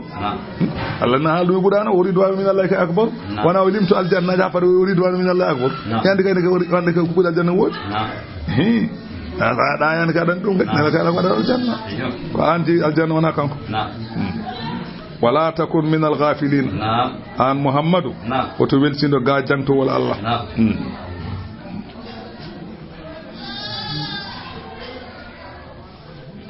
inna alladhina inda rabbika ben don be ganda wonbe to joome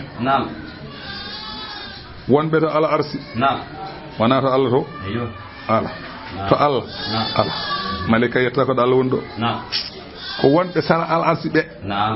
sara al arsi be Allah do woni do Allah tan andi don kay kala ko taga wawa yettade don wawa wonde don ala ko innal ladina inda rabbika wonbe to les al arsi joome be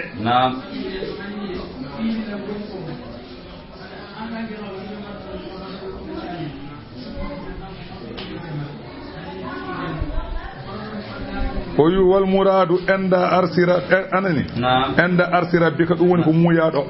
wa hadha ka dalil lima qablahu dum do way kono dalil ko adino fa idha kana dawamu zikri da'abun o wi so tawi duumade e zikru woni adam lam yaj'al lahum ala a'malihim jannatun wala narun faltakunu kadhalika fil awla wana e Allah waɗanani e golle mumen naade aljanna Allah waɗanani e golle mumen naade jeygol won jiyaaɓe Allah ɓe waaɓe noon ɓe anani ɓe ganduɗa golle mumen ɗe joɓetake aljanna joɓetake jeygol Allah andi ko yoɓata en ko Allah andi o wi ko faltakunu kazalika mbele o wi mbaye noon mbayeno ɓenni won rewoɓe Allah ɓe ganduɗa kulani jeygol jiiɗa aljanna ɓenne gooti ko noon wiya yonen wa wiya ko saɗa rewa Allah ya rew Allah taw wana aɗa ɗamini aljanna ya rew Allah taw wana aɗa huuli jeygol ala ndewirta Allah ka maccuɗo Allah Allah maccuɗo noon ko wiya yowata fof waɗata gasi kono hoto rewru ga pour naade aljanna ɗum wona haajuma o saɗa wawi rewde ma mayo nanno jeygo mbaɗa e makko inde ko wadde ɗum kam haydara ɗum hoto fiɓ ɗum fiɓtan ar rewa Allah no wela fo yowata ɗum woni inna alladhina so tawi ko ɓen hono malaikaji inda rabbika gonɗi to less al arti joome la yastakbiruna ɗin kam mawnikinaki rewde Allah ɗum woni an ibadati ga rewde Allah wa yusabbihunahu eɗi cenna Allah kala ko handani wa yasjuduna lahu eɗi cujjana Allah ay yahdunahu bi khudu'i wal ibadati ɗum noon fa kunu mithlahum mbayene ɓe mbayni kamɓe ɗiɗo jaleŋeji malikaji o wi malikaji mbayeno mbayni mbayeno malikaji mbay andi malika en rewa Allah kono rewraani Allah aljanna rewraani Allah hulde jeygol ala rewri Allah tan ko maccudo o wi ono yimbe beene mbayen non famide bismillahi suratul anfal simore nde ko non nde wiyete ko madina simore nde jippi aaje ko capande jeedidi e jeedidi o wi aya o woni sababu mum lamma ikhtalafa almuslimuna fi ghanaimi badrin woni sababu aya o jippade kono julbe be lurondiri to galle badri galle de men dañño walde badri faqala subbanu sagata be mbi yalana galle de ko minen poti nawti ay li anna basharana alqitala ko minen coccondiri harande wa qala shuyukhu naybe be mbi ala kunna rida allakum minen gonno anani de wudere wanande on tahta rayati les al araray o wala win kushiftum la fi'tum ilayna so on jehino no kay so tawi on jehi on kuncanonoma tan on gartat sabu hulde fala tasiru biha on kertata ko ko minen mom fof minen mawbe be on sukabe fof peccat Allah jippini aya o Allah wi yasalunaka an muhammad e be namdo ma anil anfali galle hol jey bul wiibe al anfal galle kay lillahi ko Allah jey war rasuli enelado Allah jey nelado non fecci galle de hakkunde mabbe e potal kambe masalan anani nayebe be e sukabe fof Allah wi fattaqullaha kule Allah wa aslihu mu'ine zata bainakum hakkunde modon jidodire sabu Allah ngoppe lure wa adiullaha doftude Allah wa rasulahu doftude nelado Allah in kuntum mu'minina so tawi ko on julbe e gonga kay so julbe e gonga mu'ine alhaaliji mon koto lure koto gagnodire nyibodire e yidodirde sabu Allah bele dañan ballal dañan moƴƴere doftude Allah doftude nelado Allah kala ko Allah yamiri on edemgal nelado Allah golle so tawi ko on julbe e gogire gonga aha tay ka julde gonga kala ko Allah wi ma wi edemgal nelado Allah a wadadde Allah wi innamal mu'minuna ay ko wete julbe timmube allazina ko ben Allah ne sifona ma hol biite julde wana ko juulato ko fode woni julde wana ko bakkato ko mi julde ko fode woni julde Allah ene haalan ma ko wiete julbe ko hol ben kedoda innamal mu'minuna ay wiete julbe timmube allazina ko ben idha zukira Allah so tawi Allah haalam jang tappoje Allah haalama Allah wi mami wadni jomum so dum haalama wajidatu hula qulubuhum berde mumen wa idha tuliyat so tawi dursitama alayhim mumen ayatuhu qur'ana Allah zadatuhum beyda dumen imanan gomdingol wa ala rabbihim yatawakkaluna ala rabbihim enen bakkili e joomumen ko laaki so wana Allah allazina no ben yuqimuna as-salata be ganduda ene nyiba e julte wa mimma razaqnahum yunfiqun wa yunfiquna ene nafqa mimma razaqnahum ko min garzigini dumen ko ene nafqa dum e daftare Allah allawi ulaika sifibe didon sifaji allawi be kalmi do be humul mu'minuna haqqan sa namdama juldo ko be mbite julde e gonga be sa wayi non ganda ayante mabbe so wonna way ganda kade ene furdi se a fami lahum beedo ne wode men darajatun darajuji to aljanna inda rabbihim to joom mabbe wa maghfiratun ebe jogi kafrangal wa rizqun beedo ne jogi arziki mo ganduda karimun teddu kama akhrajaka hono no yaltinirno ma rabbuka joome min baytika e gallema bil haqqi e gonga nyande hen jaltuda annelado Allah jaltuda e gonga wa inna fariqan ay fedde non minal mu'minina e der julbe he ene hen la karihuna ko ande ko jaltata ko nyande hen woni sababu o anna aba sufyan qaddama anani bi'irin o addino ko wete sete ko itti sete o min ash-sham anani de kambe nelaado Allah andi abu anani kanko odo abu sufyan o ummi makka be tomoyi sham nelaado en ko madinatul munawwara ngoni kabra non wonde abu sufyan e hisham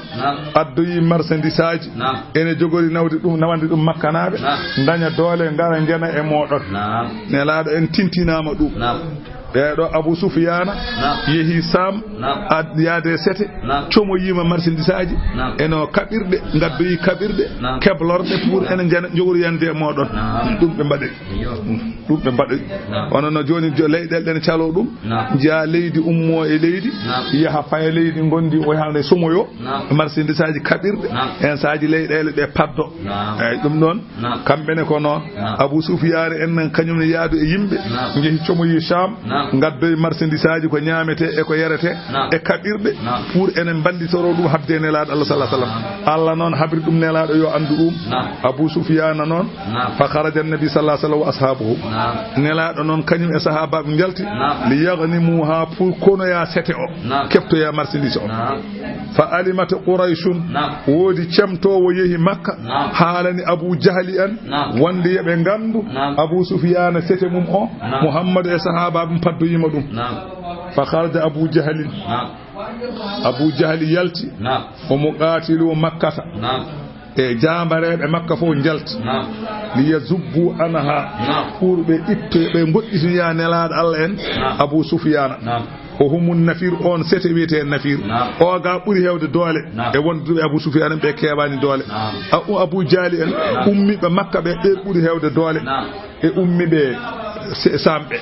ummibe sambe jogi tan ko marchandise kono yimbe be kewani ben ngala doole ben so nelaado en garine mun tan monyat ay dara ala tiidani be ga non ko heblibe nana baddi gelodi en jogi kabirde mun go fo nana welde na welni garnan mudum ko kaari habete be mbiyete nafir joni non Abu Sufyan nani halaka wa akhadha Abu Sufyan bil iri tariqa sahil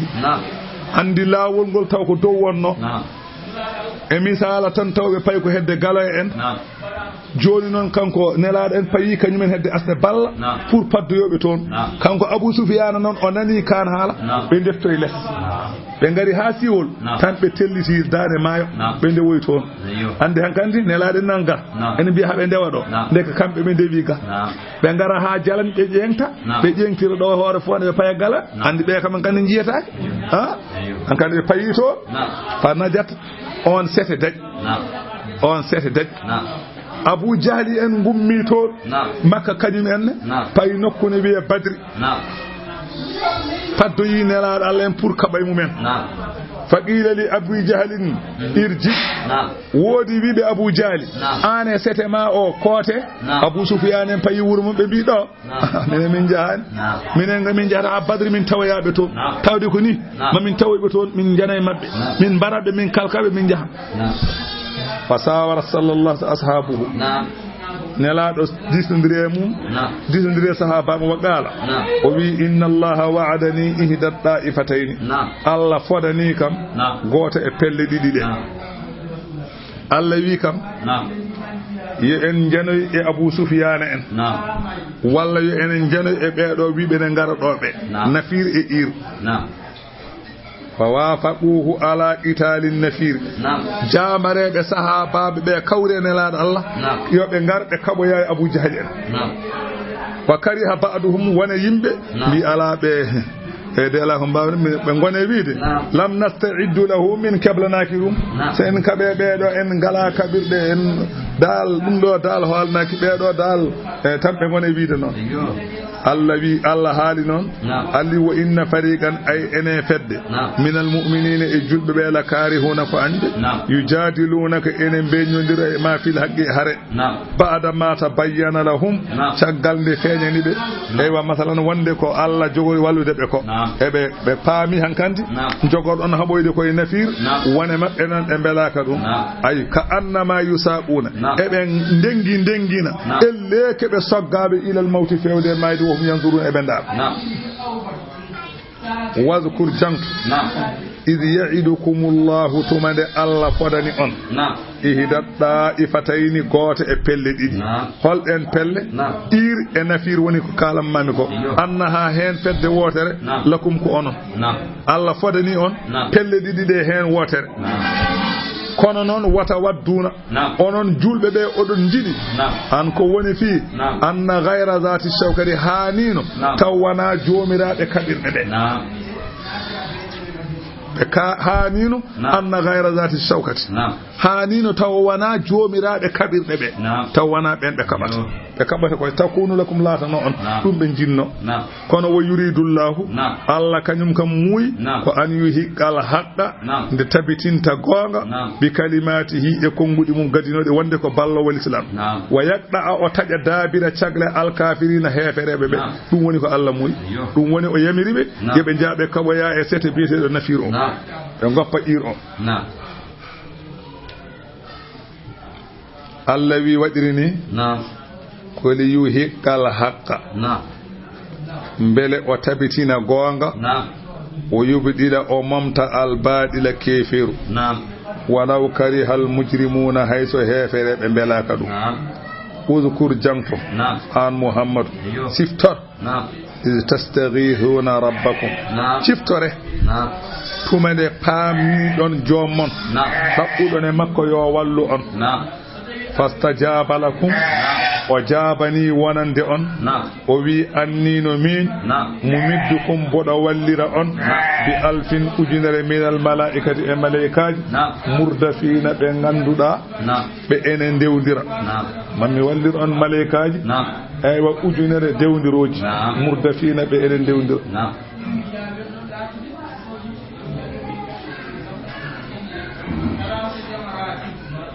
so ganam baali ɗi naata ƴewana ndiyam ɗi yara naɗa sikkatere jeeri habarama an ibni abbas gorko wiyete noon o wi haddathani umar ibn al-khattab o wi o gorko meeɗini yewtantemi gaala o wi lamma kana yawma badrin yawmu badrin ñande walde badri ari nadara sallallahu alaihi wasallam ila al-mushrikeen nelaad Allah yi hefereɓe ɓe ko ujunere sahabaɓe makko ko temedde tato e sappo e tato fastaqbala nabiyullahi al-qiblata annabi Allah o huccite funnange umma madda yadayhi o fooɗi juuɗe makko o werti fa ja'ala yahtifu bi rabbihi omo ewno joom makko omo haalda e muɗum o wi allahumma anjiz li joomam sinanam ma wa'atani ko podannoɗami allahumma atini ma wa'atani joomam rokkam ko podannoɗami allahumma joomam inna tilka hadihi al-isabati ay ngel ɗo dentel min ahli al-islami ko ɓeɗo ngoni julɓe la tubadu fil ardi a rewaka e leydi ndi hay goto rewaka a rewa ala dewomo e leydi ndi so wona ɓeɗo fama sala serani yahtifu bi rabbihi maddan yadayhi kanko nelaɗo Allah mo ewno Allah omo fotti juuɗe makko hatta sa gaɗari da'ahu ha kala makko sani an manki bayhi ga balaɓe makko fa atahu abubakrin seyna aboubacry ara makko fa akhadha rida'uhu nangi wudere nde anani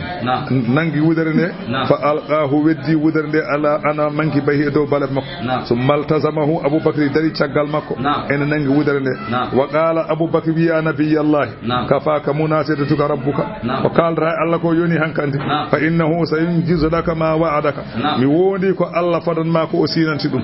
kadi yoni hankandi Allah wi wama ja'alahu Allahu Allah wi waɗirani ɗum ɗo ngol ɗo ballugol illa bushra so wona weltinde woni tadma inna bihi ha hiɓiɗo hen qulubukum ɓerɗe mon wa man nasru paama ballal e gonga ala tabingal illa min indillahi so wona ummarade to Allah inna allaha Allah noon azizun kanko woni polɗo e laamu makko hakimun ñeñuɗo e golle uzkur jangto iz yaghshakumun nu'as tumane gonɗi naati e mon amanatan sabu hoolade aɗa haɓe sa gongi kay hoolare ari mato kaɓeteɗo kay so gongi o wolima de mato walde badri ɓe gon ha jiya neɗɗo gonga ha sila mum sama minhu e ummarade Allah ko Allah waɗiri noon wa yunazzilu alaykum Allah jippinemon mina samai ummarade asaman ma an ndiyam li yudakkirakum bihi hawa laɓɓinira on ndiyam ɗam nde wonno masalan kadi eɓe ɗumɗuno ñande hen kadi ɓe ngala ndiyam wonama ɓe galda e salligaji woni laaɓani tan masalan Allah addi toɓo mum toɓi e dow maɓɓe kadi ɗeɓe kaɓeteɗo kadi ni hewno ceenal hay goto wawa yaade hen hay puccu gotu wawa yaade hen ene heewi ceenal Allah addi toɓo mum toɓi ha ceenal ngal fof dami kadi ɓe leppi kadi ɓe dañi ndiyam kadi ɓe jeri ɓe calligi ɓe jerni pucci maɓɓe ɓe looti hen on sa Allah wi ko min waɗi noon Allah wi wo yudhiba o itti ankum gamon rijza seyɗani cokcokingol seyɗaneji e moɗon holko woni cokcokingol seyɗani onon ko on julɓe on dañani ndiyam oɗon ɗomɗi on galda e salligaji pucci mon ne ɗomɗi donki ko jari hefereɓe nana tiimi ndiyam bang yo bang hade seyɗane nadde moɗon wiya sinno koye gonɗon koye on dañana ndiyam hade seyɗa Allah wi kañum itti ɗum addi ndiyam ha gandon kañum woni jeyɗo alhaali woli yar biɗa ha o tongira ala qulubikum e ɓerɗe mon o yuhabbita bihi o tabitini ɗum o tabitina e leydi he al aqdama pele id yuhi rabbuka tuma nde wahyi joome ilal malaikati fewde e malaikaji o wi malaikaji ɗi o addiri o walliri julɓe ɗi o wahyide o wiɓe anni ma'akum min mboɗo wondi e mon fa sabbitu alladina amanu tabitine ɓen ɗon gonɗinɓe Allah mballoyeɓe sa ulqima mi weddo fi qulubi alladhina ɓerɗe ɓen kafaru yeddunoɓe mami wedda e ɓerɗe mabɓe arruba ko wiyete kul mami aftu ɓerɗe ɗe gafte fadribu Allah wi malaikaji ɗi piye fowagal anaqi dow daaɗe mabɓe wadribu piye min hu mabɓe kulla bananin kala guje peɗeli andi malaikaji kanji malaikaji ɗi de ɗi ngari nde ɗi nangat daade kefeero tan ɗi mbaɗani tan ɗi ñoƴƴa wonta condi taw nguru ngu ene hen taƴani kono noon koko heeli haalaɓe so julɗo waɗi ni silamum tan daande filta saaba ɓe nangi juuɗe kefeero ɓe mbaɗani tan moñño wonta ndondi wonta condi koyɗe ɓe moñña sa faani tan yanamaya mbiya ko an waɗi woni atrafal yadayni daggandiji juuɗe wurrijira e koye fa kana arrajulu yaksidu darba raqabatil kafiri jiya wooda gorko dirani dande keferen soppa tan nde memata tan fataskuɗa gabla an yasila ilayhi sayfu ko adinde silama neɗɗo o yettoto dande kefere taw sami an gande waramahum sallallahu alayhi wa sallam bi qabdatin min alhasa nelaɗo mobbi kaaƴe o mobbi kaaƴe tan seeɗa tan o weddi falam yabqa mushrikun ala kefere gonnoɗo ñande hen nder dental he illa dakhala fi aynayhi minha shay'un so wana naati e gite mum hunde e kaaƴe ɗe foola Allah wi waɗiri ɗeɗo lefte zalika ɗeɗo lefte janɗe mabɓe bi annahum sabu kamɓe shaqullaha ɓe lundima Allah wa rasulahu ɓe lundima nelaɗo Allah wa man yushaqiqi illaha kala mo lundi Allah wa rasulahu lundi nelaɗo Allah fa inna allaha Allah kam shadidul iqabi ko cattuɗel te wonande ɗum zalikum ɗen mon lefte Allah wi fa zuquhu meɗeɗe e aduna he gande wa anna lil kafirin ene wodani hefereɓe kam to lahara azaban nari lefte jeygo ngoɗo wargo ko lefte aduna gande so mayde ngerƴi on ko on natoɓe jeygo ya ayyuhalladhina amanu ehi moɗon gonɗinɓe Allah idha laqitumul ladhina kafaru so on kawre anani idha laqitum so tawi anani hawri e mon alladhina ɓen kafaru ɓe ganduɗa ko yedduɓe Allah ɓe saɓe kawre mon zahafan eɓe ndenti eɓe mbaɗi moɓɓolde Allah wi so hefere ɓe kawre mon ida laqitum seɓe kawre mon so hawre mon allazina ɓen kafaru yedduɓe Allah zahafan eɓe ndenti eɓe mbaɗi moɓɓolde fala tuwalluhumul adbara oto ndungtini eɓe cagle de oto doge de wa man yuwallihim yawma idhin duburahu kala mo runkiniɓe ñande hen caggal mum dogi o de faqad ba'a bi ghadabin o ruttudima e tikkere illa noon mutaharrifan so wana noon o ñiiɗo qitalin pour hare hol ɗum kefereɓe payema tan mbaɗani luncitoɗa seeɗa sa luncitima seeɗa pewnitoɗa ne wona taw aɗa haadi dogde de ala ko aɗa doga puccu nani aɗa doga o nana feyema te a fewnitake a wawa yaltinde silam piya tawi so on kawri omo wawi ganjam lunci mbaɗani puccu mum bappoɗa seeɗa ha dañano jenirɗa e makko Allah wi so wona baɗɗo noon illa mutaharrifan ligitali aw mutahayyizan so walla noon tamoɗa ila fi'atin fewde fedde wonde kam ɗe arme mo gondunoɗa ga o foolama ha laaɓi te aɗa andi ko an goto heddi won arme heɓɓe woni ga itta puccuma jentoya e ɓeega ɗum wona dogde so ɗum ala noon kala doɓɓo faqad ba arutudima bi gadabin tikkere faami min allahi ummarade Allah doɓɓo o wa ma'awahu tapporde mum jahannamu ko jeygol wa bisa mbos noon almasiru ruttorde joni noon kamɓe julɓe ɓe ɓe jooɗi eɓe mbaxta goto fof ne haala ene wiya eywa sanani non ke juldo dogata kefer ya taw be piltaki en de mata so tawi enen ke en temedere kambe be ngoni temedde tat en dogat no dagi so en temedere kebe temeddi non harmi en dogata bibi so tawi ko en temedere tan kambe kebe temeddi en harmi en dogata sebe temedere non enen ke en temedere kambe kebe temedere eden dogata julbe be ngone baktude wada biide hadisi wi min ƴeew oɗo mi faandimo tan ƴeew piɓo silam ɗon mi tiyani dande filtiri dande taƴ fone haalana wiye waɗini nelaɗo sallah sallam wi min nene kay mi mobbu kaaƴe tan mbimi kaaƴe vir yene mabɓe kam fof maayi Allah wi falam tabtuluhum on mbarani ɓe ñande walde badri on baltani ɓe doole mon de to kaale ɗum walakin Allah ko Allah kay qatalahum Allah waribe e ballugol wonande on fama ramaita Allah wi an Muhammad a weddaki idramaita tumane beddida bana an weddi sabu wamre kaaje tan yani kono pongunu hewde wana an walakin Allah ay Allah rama Allah woni jettindo wana Allah weddi Allah woni jettindo kaaje de ne beddida de wana an weddi ala ko Allah yettini a weddi Allah yettini kono so wana ɗum ay weddere womre kaaje kay wawa woɗɗoyde ɗa haɗata Allah wi ko min ƴetti kaaje ɗe yettini guite maɓɓe lakinna Allah rama ko Allah yettini guite ɗe wona ono woli yubliyal mu'minuna minhu Allah waɗirini ko pour rokka julɓe ɓe bala an dokkal hasanan moƴƴal holɗum gangal inna allaha Allah nan sami'un kanko woni nanowo konguɗi maɓɓe alimun ganduɗo golle maɓɓe zalikum ɗum moɗon ngal ɗo dokkal ko gonga wa anna allaha ay Allah noon wa hinun omo loona kayda feere alkafirina hefereɓe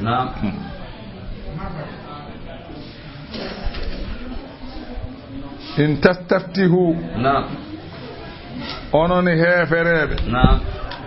wana ko on ñaaginoɓe ñaawore yo Allah ñaawo hakkunde mon Muhammadu ɗum ɗaɓɓuno ɗon in tastaftihu so on udditinima mbiɗon yo Allah ñaawo hakkunde moɗon e Muhammadu faqad ja'akumul fat ñaawore ari ko mbinɗon ko ari andi ko Abu Jahalin o wino Allahumma ayyina kana ayyuna kana aqta'ur rahima atana bima la na'rifuhu fa ahinhu al-ghadat Abu Jahl wi jomam minen e Muhammad kala amen tajjo en dam kala amen gaddudo ko goddo ben ganda ya halku dum e subaka hande ñande walde badri subaka mum Abu Jahl wi non Allah wi ko dum wi non halkima taade Abu Mayi nelaado mayande ko kanyum wonno kanyum borano Allah wi faqad ja'akumul fatu ñaawore ne mbindande are modon wa in tantahu so on goppi keferu on goppi habdene laado Allah fa huwa khairul lakum dum buri mojjande on wa in ta'udu so on dutti may habdene laado Allah na'udu minene min dutto min ballamo e dow modon walan tughniya nafata ankum gamon fi'atukum dental mon shay'an hay hunde walaw kathurat hayso dental gal heewi wa inna Allah sabu Allah ma al mu'minina wondi koy juude ya ayyuhalladhina amanu ihi modon gongdi be Allah adi ullaha doftude Allah wa rasulahu doftude nelad Allah wala tawallaw hoto numkitude anhu galundade Allah wa antum tasma'una tawdon kedo Qur'an wala takunu hoto latude kallazina odon bayna ben qalu winobe aywa masalan anani sami'na minnani wa hum la yasma'una tawanani hoto bayano benni winobe minnani tawanani be hoto bayano ben aya garo o jippi koye dental bani abdiddari en bun qusay ñande walde badri ɓe garino kanu yaquluna ɓe gari wallude hefereɓe ɓeɗo ko bani abdiddari en ɓe garno ñande walde badri eɓe jogui drapeau mabɓe eɓe gonde Abu Jahlin ɓe mbi nahanu summun bukmun umyun amma jaa bihi Muhammad mbi minen ko min faaduɓe ko min mumɓe ko min wumɓe e dow ko Muhammadu addi ko ɓe garde Abou Dialy ɓe ndodi drapeau mabɓe e sahabaɓe ɓe gari habde nelaɗo Allah ñande walde Badri fa qutilu jami'an kamɓe fof ɓe mbara haɓe laaɓi wala muslim minhum illa thnani hay goto mabɓe jaɓani Allah subhanahu ɗiɗo Mas'ab ibn Umayr e Sabir ibn Harmalah e ɓeɗo ɗiɗo koɓɓe jaɓani Allah jippini aya o Allah wi inna sharra dawabi ay ɓuri bonde daabeje pop indallahi to Allah ɓuri bonde hen ko assummu daabeje paaɗuɗe ɗe nanata gonga albukumu mumɗuɗe ɗe mbawa haalde gonga alladina na ɗen daabeje la yaqiluna ɗi ganduɗa ngala haqqillaji ɗi paamata walaw alima Allahu fihim khayran so tawi Allah andino e mabɓe moƴƴere so nanniɓe gonga mabɓe nan nden la asma'ahum ma o nannannoɓe ɓe paama kono walaw asma'ahum way so Allah nanniɓe masalan gonga o tawde omo andi se ɓe nani gonga o jam alata lata wallaw maɓe dunkintono o hum kamɓe a mu'ridune ɓe ɗurni ga jabde sabu candallahu ya ayyuhalladina amanu himoɗon gonɗinɓe Allah istajibu lillahi notoɗe Allah walirrasuli notoɗe nelaɗo Allah ida da'akum so noddi on lima yuhyikum ko ene wurtina on e alhaali diine ɗe wonno ko diine woni sababu gurdam aywa notoɗe baɗɗo noon o gande Allah wa alamu gande Allah anani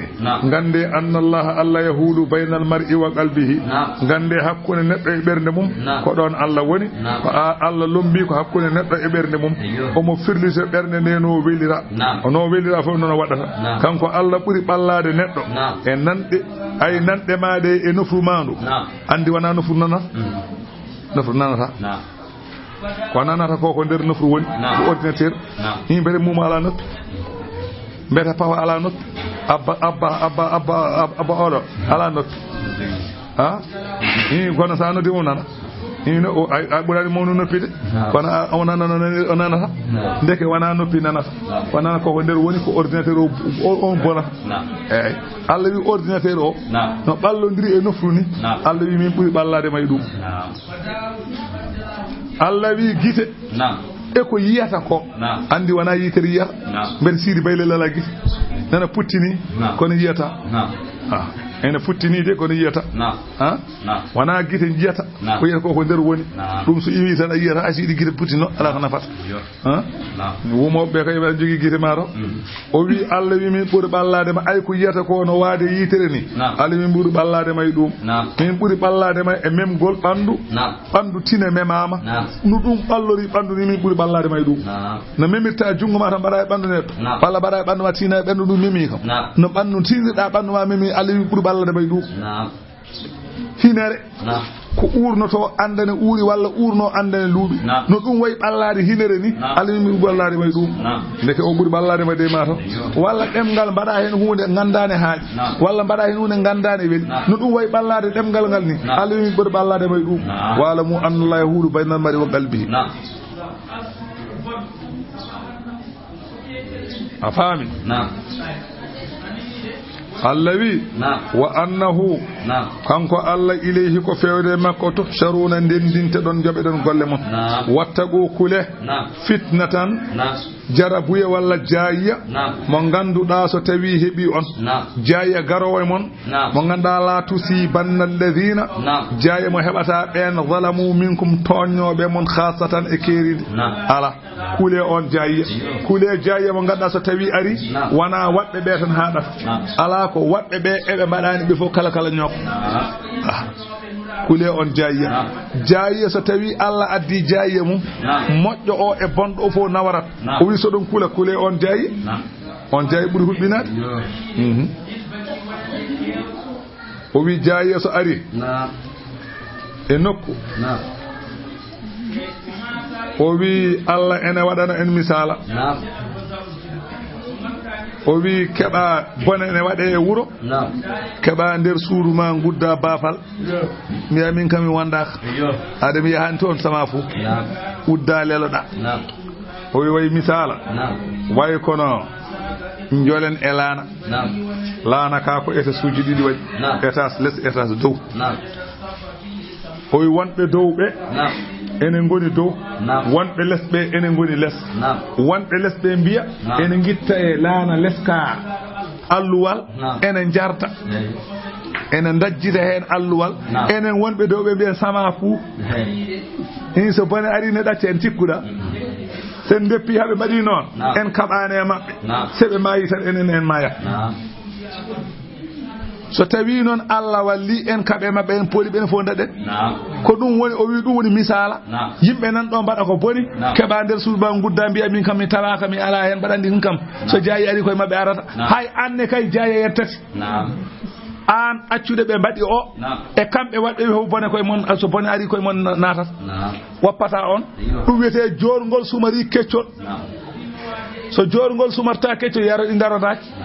seɗi darodima ko fof nawarat ko hecciɗi ko e ko yoori ko fof nawarat wona saɗa duppa ɗo joni buyeje ma tawa won leɗɗe ɗe jorani hen ƴeew kooce jorɗe sa addi a waɗi sana a huɓɓi tan nawara fof huɓ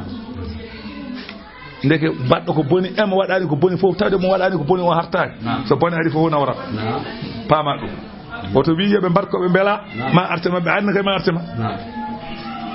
so Allah addi tenke mum ñaami gese men beele ko kamɓe wannoɓe xumbal ɓe tan ndeñata eɓena mbaɗa xumbal eɗen keeɓi nder cuuɗi meɗen en leeli en kaɓaka en piidiraka itten kuuraji dokken ɓeɓe piƴa keɓen nder cuuɗi mbiyen sama fuu so tenke ngari ñaama gese men kamɓe waɗɓe xumbal ɓe paati école aji holtinɗo ɗo bone enen ɗaninoɓe ɗacci ɓe mbaɗi xumbal ɓe en mbaɗani xumbal de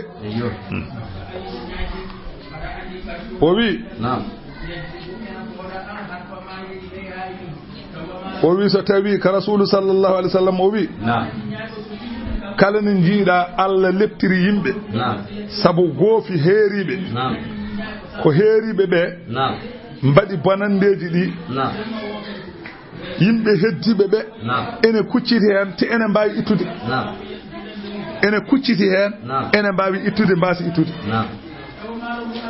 ɓe ɗacci so Allah addi jaayi nawra fof mbete ko sukaɓe mbaɗa ɗo xumbal ko so wuro ngo babiraɓe ndenti ene mbawi ene donka wa hadde wona ko ɓiɓɓe maɓe gontoɓe sukaɓe rewɓe worɓe goto fof yo babira fof yo ƴettu karwa sa faye dow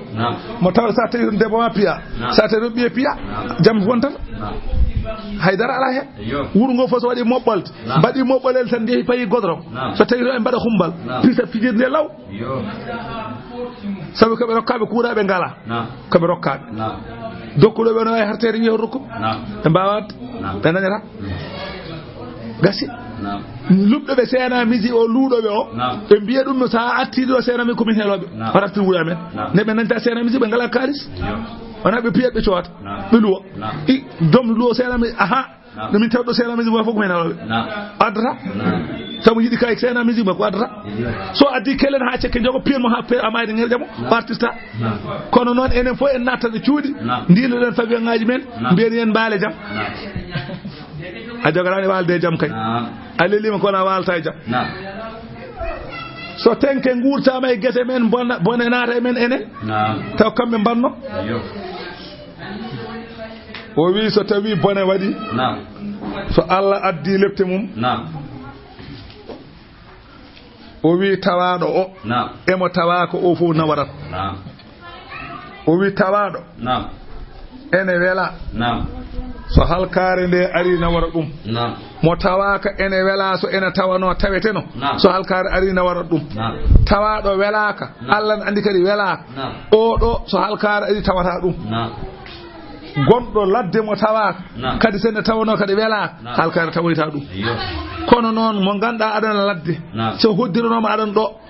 aɗa wela ko ɓe mbaɗi ko so bone naate maɓɓe naatoyema anne to gonɗa to tawoy toon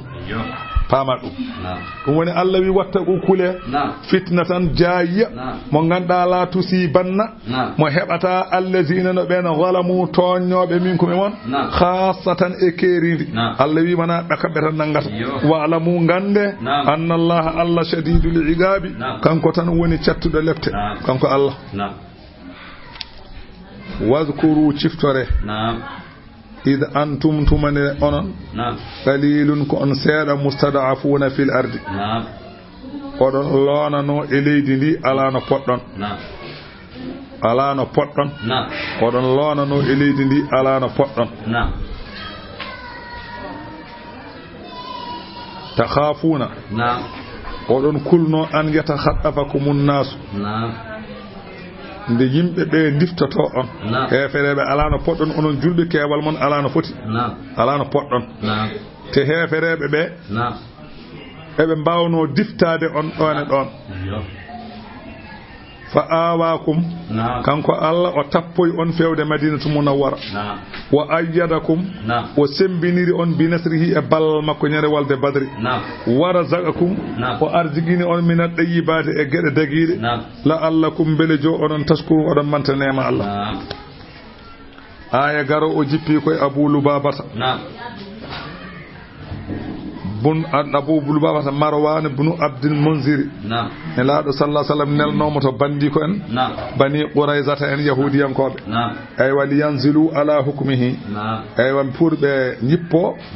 ay wa nyaawore makko be o disnobe so tawi be jabi ko nyaawata e mabbe fastasharuhu be disni mono holno be badata fa ashara ilayhim annahu zabhu o wibe so on barama ko min woni barete ali anna iyalahu wa malahu fihim wadi mo wiide non ko jawdi makko e bandi ko en fo nana e mabbe andi beedo ko nyande ko bani Quraizata en nde lahazab fedde lahazab benni be nanga be mbada ambargo be coka e galle fodde balde no gas e joyi e be coka e galle nelaado niri biyetedo Abu Lubabata on ko bani Quraizata go hen jeya nelaado wiyobe nja yo on ya kala ko on nyaawi e mabbe yanta hen yobe nja o disnondire mabbe joni jabde be Allah e warede be taade be bibe jabani Allah yobe kal ko be jidi be mbimo no min badata o yito to bange warede on de kam so on barama han presque ko min wara ande o jon fimo jam fimo wana non wieno o jam fimo Allah jippini aya garo allawi ya ayyuhal ladina amanu ehe modon gomdimbe Allah la takhunu Allah war rasula hoton jamfode Allah hoton jamfode nelado Allah wa takhunu hoton jamfode amanatikum kolade de kolna don sa holnama hunde hoton jamfo wa antum no onon ta'lamuna odon gandi wa alamu gande annama amwalukum ay jawdele mon de jogi don de wa auladukum ay bibbe mon be jibin don be gande koy be do fitnatun ko jarabu ya wonande on gande wa anna Allah Allah indahu enata makko ajrun jobdi azimun mawdi ay biye mo jibinda ko jarabu ya wonande man han ma wadde ko moy ay jawdi ma ko jarabu ya wonande ma ena han ma wadde ko moy sagal dum non kanko ne ko tubali Allah jippini tubu be makko non Allah ya ayyuhal ladina amanu ehi mon gongdinbe Allah in tattaqullaha so on kuli Allah ya allakum Allah wadana on furqanan cerundal hakkune won e kala ko kuldon dadon ko yukaffiru ankum Allah hafrana on sayyi'atikum bonandeji mon wa yaghfir lakum Allah yafo on bakkatuji mon wallahu lam Allah zul fadlil azim kanko woni jom bural mangal o wi janto an Muhammad idh yamkuru bika alladhina kafaru tumande fewjan ma heherebe be mbadi e ndenti to assemblée woni darun nadwati galle batirde be ndendi ton wa hasilu zalika anna quraishan arafu be gandi lamma aslama al ansar ne madina na be jabi Allah anna amra rasulillahi sallallahu yatafakhamu wa yadhharu wa andi al hali nelad Allah woni koy mawnude be gandi al hali nelad woni koy fenje fajatama anafarum min kubbari quraish dental e mawbe quraish ko be denti fi darin nadwati e galle batirde ene be assemblée yatashawaru fi amri rasulillahi habe disnondire e gede nelad Allah sallallahu alaihi wasallam assemblée wana be puddi dum ko adi assemblée adi l'islam wana to galle batirde firata wa kana ru'asa'uhum mawbe mabbe be nyane hen ko ben badi batungu woni on utu bata e sey bata be do jibindo ko be tan rabi'ata e Abu Jahalin e Abu Sufyan e Umatu bun Uday e Nadri bun al-Haras e Abu al-Buhtari bun Hisham e Sam'ata bun al-Aswad beedo mbadi batu enen disendira e gede nelaado Allah hol feere pewjanta nelaado hade nela tampide dumen on saha fa jaahum iblisu fi surati shaykhin najdiyin iblis are mabbe e mbaadi babiragil tan nayewel ene wakki bidongel mum ene wadi padon mum bata njuwo kon kebbe tan ha juufi no pade gayna ko mbayata ni ene borni caayel tongel nyongingel ene wakki bidongel mum sa yicikara ko miskina Allah an ari don kanyum ari dare damal he yidi nadde falamma ra'awhu libenji iblis qalu lahu man anta bihi wali an ko batado qala ana shaykhun min najd o min ko nayejo gummimi ko nokkuni wi'a najdi ko najdi gummimi sami'tu bi ijtima'ikum minani batumon ngu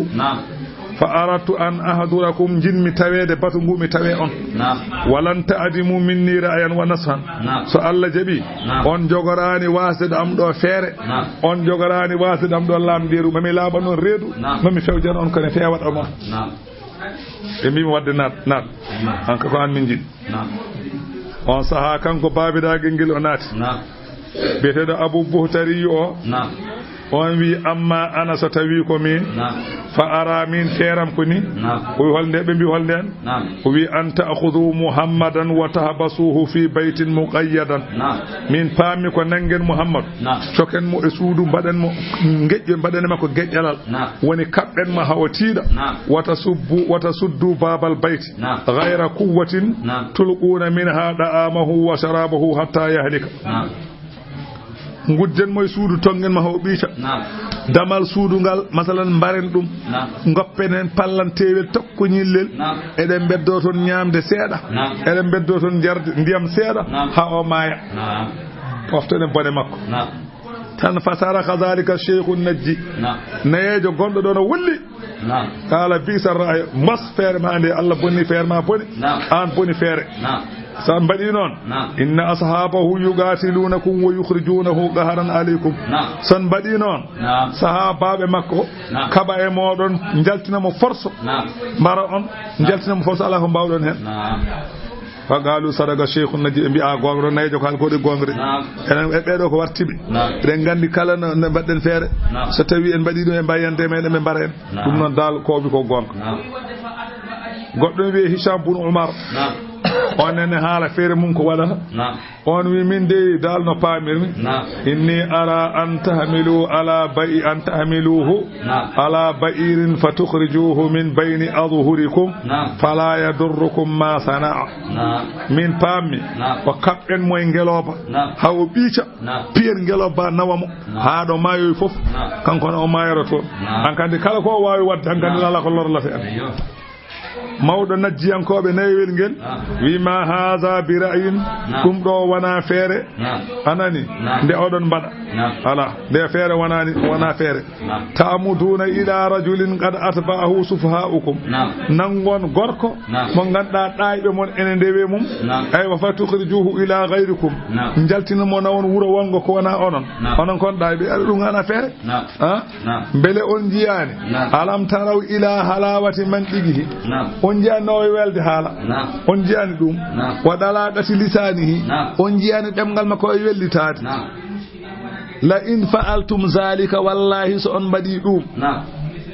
yadhhabu wa yahab wa yastamila quluba qaumin akharin o onya berde yimbe wodbe fayasiru bihim ilaykum o arda e mabbe fewde modon fayukhrijakum min biladikum wa yaltina on do son badi non so yehi leydi gondi o funta ben o dañaton doole o arda e ben kabay modon jaltira on wuro mon be kabalobe kodo do oro wade dum wala fere Abu Jalin hala fere mum kanyum ne Abu Jali inni ara min feram ko ni min feram ko anta khudhu min kulli batn min quraish shaban nasiban min pami quraishiyan ko be leddi mumen ko capande nay leñol kala e leñol quraishiyan ko be jaggen hen sagata jom asko ceb sebilo o yuda kullu sabin sayfan sariman kala sagata rokke silama tajowa summa yadribunahu bihi darbatan wahidatan kamɓe fof ɓe ɓamta ɓe piyamo silama gotol kamɓe fof ɓe piyamo lawol gotol tan o maaya tawa andaka hol barɗom fa ida qutila so warama tafarraqa damuhu fil qaba'ili ƴiƴam makko sendete tan koye leƴƴi he min ko noon paamirmi leƴƴi capanɗe nayyi Quraysiyankoɓe ƴeewene hen kala hen leñol ɓurɗo jogade e ngol ɗon leñol asko ɓurɗo tidde e ngol leñol totten ɗum silama jogo so yalti omo fay juma kamɓe fof ɓe piyamo lawol gotol o maaya so tawi o maayi ƴiƴam ɗam serde e meɗen mbaɗen iddi e ɗum tiiɗani wala azunnu anna hadha alhayy min bani hashim yaquna ala harbi quraish kulliha mi sikkani ngel ɗo leñel bani hashim en ene mbawi dañde doole habde quraysiyankoɓe mbawa hay mi sikkani sabu ghayatu ma yatlubuna diyatahu ko ɓe ɗaɓɓata dal haqiqa mum tan ko iddiye makko wo huwa noon amruna sahalum ɗum kam nene wiyeede en yen gadda temedere ngeloba ɗum ko bolle puyɗe men sabu goto mo jogi mawɗo ujunere ngeloba ɗum tiiɗani ɗum ko amru sahalum Abu Jali wini Iblis babiragel gonno ngel ɗon wi innahu ajwadukum ra'yan onon fof oɗo ɓuuri moƴƴude feere nde o fewji nde feere ɓuuri wadde fayida nde feere ɓuuri yodde mbaremo tan gasi tan fa ata jibrilu telli e nelaɗo Allah wa akhbara rasulallahi bidhalika o haalen nelaɗo Allah keɓe pewji ko wande bi anna Allah azina lahu fil khuruj ila al madinati Allah yamirimo yo fer o yalta o fay madinatu munawwara falamma kana al-laylu ijtama'u ala babihi yiha jammatan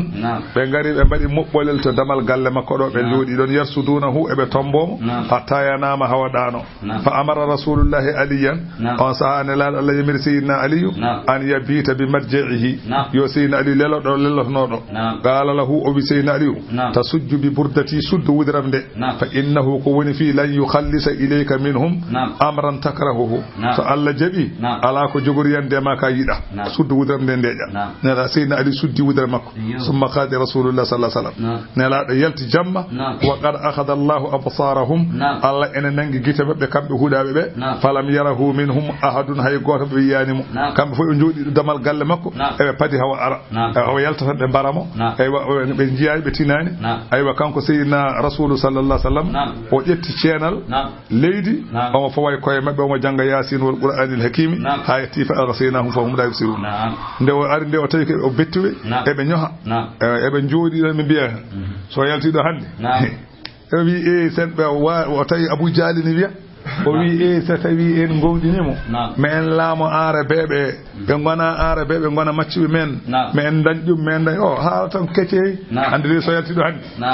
man banmoni ndeke o tinani nelaɗo Allah yalti ƴetti ceenal waɗe hoore makko ɓennoyi omon ɗon feere makko ko jogori bonde o anda nelaɗo ɓennoyi ɓe jiyani ɗum nelaɗo waɗi niɓinirki nelaɗo niɓinirki koko ɓooyi noon wona joni niɓinirki koko ɓooyi heddi ko wawde nde e wasde wawde nde kono niɓinirki kam ne woodi nelaɗo ko niɓinirki waɗi wona nelaɗo tuute mabɓe ɓenni summa atahum atin woodi garɗo tawi ɓe ɗon eɓe jooɗi tan mataw on wonno koye dama galle mumen dara nelaɗo ko waɗata mabɓe ko foof i on wiɓe ko mbattan ɗo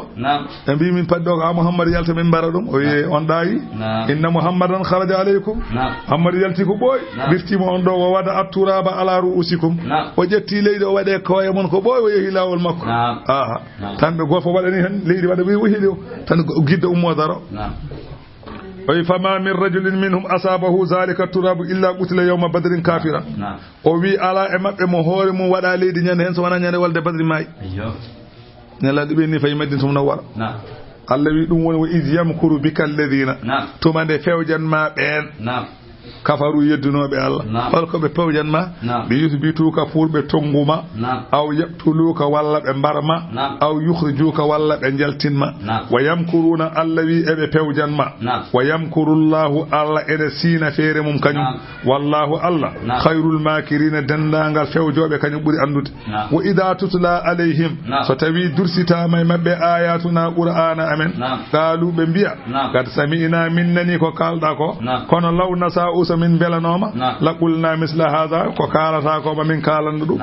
emin mbawi haalde ko kalata ko bolle puyɗe ko darol tan so min belam minen min mbawi haalde ɗum Allah wi ɓe o wona wiide kanko kefero we ina hadha wanani oɗo qur'ana mo janganta min illa asadiru so wana ko penale al awwalina adinoɓe jangto kadi wo id qalu to mane kamɓe hefereɓe nde ɓe mbi allahumma jomam in kana hadha so tawi oɗo qur'ana muhammadu mo jangata o huwal haqqu ko gonga jippina min indi ko ummi koto ma fa amdir alayna toɓ e dow amen hijaratan kaje min as-samai ummade asaman aw itina walla addan min bi azabil lebte alimin ɗe ganduɗa ko muste so tawi masalan mo qur'ana muhammadu jangata o ko gonga yo toɓe kaƴe jene amen tan mayde ŋerƴe min ɗo min goni ɗo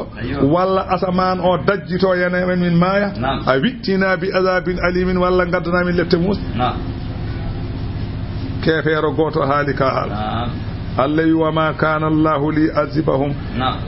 Allah noon siforaki ene lettiraɓe koɓe mbi ko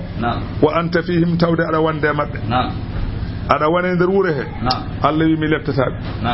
wa ma kana Allahu mu'azzibahum Allah wanani ene lettaɓe wa hum yastaghfiruna tawa ɓe imsino andi seɓe bango suudu kaaba e mbiya astaghfiru ghufranak kamɓe hefreɓe seɓe ɗufno e suudu kaaba eɓe bango eɓe gona wiide ɗu ghufranak Allah wi ma dama eɓe mbiya noon ɓe goppani ngol konngol mi jogorani wadde ɓe hay hunde onon Allah wi law tazayyalu so tawino julɓe ɓe jaltino ɗon la azabna alladhina kafaru minhum azaban alima so julɓe ɓe paltima e hefere ɓe mami leptu hefere ɓe ha cekke jogo ɗumen ɗum tagi Allah ko moƴƴo nokku so ne waɗi julɗo hay soko goto on nokku halkata ɗum kono so julɓe fof ngala e nokku ɗum kay ko joni ɗum kay ko tiswit joni bona waɗa wa ma lahum ko heɓiɓe Allah yu'azzibahumullahu ko Allah haɗata ɓe leptude ɓe holko Allah haɗata leptude ɓe ko hum kamɓe yasudduna eɓe paddo nelaɗo Allah e julɓe anil masjidil harami ga suudu Allah hormanteko te wa ma kanu awliya'ahu o wi kamɓe ɓe kandane mayru in awliya'uhu handane ndu suudu illa almuttaquna so wana hulɓe Allah walakinna aktharahum ay ko heewi e maɓɓe la ya'lamuna ganda wa ma kana salatuhum wonani julgol maɓɓe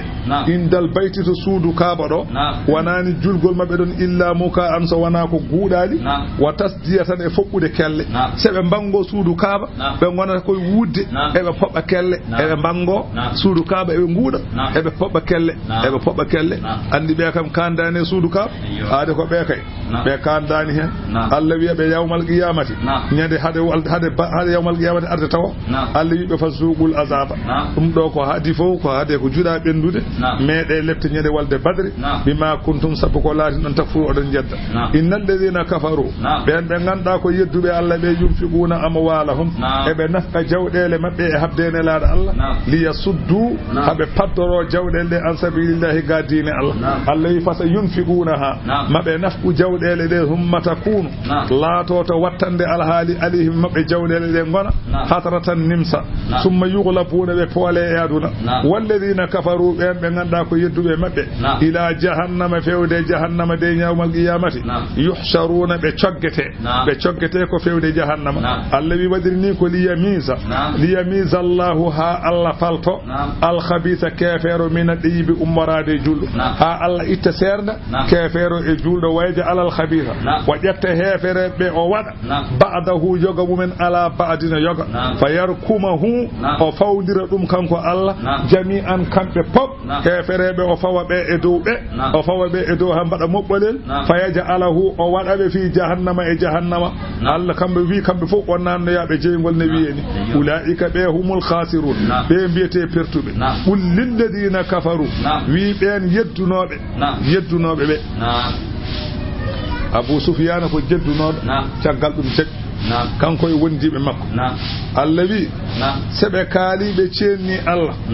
ɓe goppi ko ɓe banno ko goonga e maɓɓe ɓe cenni Allah Allah wi eggina ɓe e diwan malkisaɓe fatana ɓe diwan malaɓe andi kam gonnoɗo kefeero waɗi ko hono ko Abu Sufyan wanno ko waɗi ɗum caggal ɗum jaɓi Allah yaafi andi o kam dañingal geɗal saka jibinaɗo ko julɗo ha maayi ko julɗo on kam anda ko dañata wana wadde Allah wimo in yantahu seɓe goppi habde nelaɗo Allah yughfar lahum yaafe wonande ɓe ma kad salafa kala ko ɓe golluno e bonandeji Allah yaafo wa in yaudu seɓe duttiɓe ɓe kaɓe nelaɗo Allah yeɓe gandu faqad madade ɓennino sunna ala awwalina adinoɓe ko ɓen banno ko mbaɗa ko kammene ko ɗum tan ɓe mbaɗete waqatiluhum Allah wi kaɓe hefereɓe onon julɓe ɓe hatta lata kuna ha wasa wodde fitnatun keferu e aduna he waya kuna dinu laato diine o kulluhu kanko pop tawa lillahi ko Allah tan goɗɗo ala deweteɗo ko wona Allah fa inin tahow se ɓe goppi keferu fa inna allaha lamɗo Allah bima ya'maluna ke ɓe gollata ko basirun ko jiyow fayujazihim bihi Allah woni joɓowoɓe ɗum wa in tawallaw se ɓe ɗumkitima galimana fa'lamu gande anna allaha Allah noon mawlakum kanko woni ballo mon kanko woni kettowo alhaaliji mon ni'mal mawla taare ballo tawde ko Allah wa ni'ma anani taare kettuɗo fiye kuuji wa ni'man nasiru taare ballo wonande on tawde ko Allah sadaqallahu al-azim fatiha e salat al-fatihi